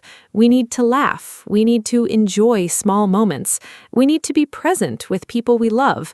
Good time management should give you more time for joy, not make your life feel like a strict schedule. What do you think, Mark? I completely agree, Anna. Time management is a tool, not a prison. The goal is more freedom, not more stress. If your time management system makes you feel anxious, something is wrong. Adjust it. Make it work for your life, not against it. I also think rest and play are productive in their own way. When you rest, you come back stronger. When you play, you get new ideas. When you spend time with loved ones, you feel happier and healthier. And happy, healthy people are more productive. So enjoying life is not a waste of time. It is actually one of the most important things you can do. Beautifully said, Mark. Time management is about living better, not just working more. Now, I would love to know, what is the one piece of advice you would give to a total beginner, someone who wants to start managing their time better but does not know where to begin? There's so much information available, it can be confusing. If someone listens to this podcast and wants to change just one thing, what would you tell them? What is the most important first step? I have my answer ready, but I want to hear yours first. What is the single best advice you can give? My number one advice is this: start simple. Do not try to change everything at once. Just do one thing. My suggestion is to write 3 important tasks every morning before you start your day. Just 3, not 20, not 10, 3. Do those 3 things first before you get distracted. At the end of the day, look at your list. Did you do all 3? If yes, wonderful. If not, that's okay. Try again tomorrow. Do this every day for 1 month. It will become a habit. And from this one small habit, other good habits will grow naturally. Simple is always better when you are starting something new. I love your advice, Mark. 3 tasks per morning, simple and powerful. My advice is very similar. I would tell a beginner to just start. Do not wait for the perfect system or the perfect moment. Start now with something very small. Maybe just write a to-do list today. Maybe just turn off notifications for 1 hour. Pick one small thing and try it today. Progress, not perfection. Even a tiny change is better than no change. And celebrate your small wins. If you finish your 3 tasks today, feel proud. Tell yourself, I did well today. Positive feelings help you continue. Be kind to yourself on this journey. Yes, be kind to yourself. That is so important. We sometimes talk to ourselves very harshly. We say, I am lazy, I have no discipline, I never finish anything. These thoughts are not helpful. They make us feel bad and unmotivated. Instead, try to be your own coach, not your own critic. Say, okay, today was not perfect, but I did something. Tomorrow, I will try again. Progress is not always a straight line. Some days are better than others. That is normal and human. The key is to keep going, to try again. Each small step forward counts, and over time, small steps add up to big changes in your life. Be your own coach, not your own critic. What a beautiful message. I think that's a perfect way to end our conversation today. We talked about so many things: what time management is, why it is important, common problems like distractions and procrastination, useful strategies like to-do lists, time blocks, morning routines, and the Pomodoro technique. We talked about saying no, deadlines, and the importance of rest and balance. I hope our listeners found all of this helpful. Remember, you do not need to do everything at once. Just start with one small step. Mark, any final words before we say goodbye today? Just a few final words. Thank you, Anna, for this wonderful conversation. It was so enjoyable, and I learned things too, even from talking about what I already know. I want to say to everyone listening, your time is valuable. It is the most precious thing you have. You cannot get it back, so use it with care and intention. Plan your days. Focus on what matters to you. Rest and enjoy life. Manage your time so that you can live a life you are happy with. Start small, be consistent, and be patient. You can do this. Thank you for listening to our podcast today. We hope to see you again very soon. Thank you so much, Mark, and thank you to everyone who listened today. We hope this conversation gave you some good ideas and maybe some inspiration to start making changes. Time management is a journey. It's not something you perfect in one day. It takes practice and patience, but every step you take is worth it. Your future self will thank you. If you enjoyed this podcast, please share it with a friend. Maybe someone you know needs these ideas too. Take care of your time and take care of yourselves. Goodbye for now, and see you in the next episode of our podcast. Bye-bye.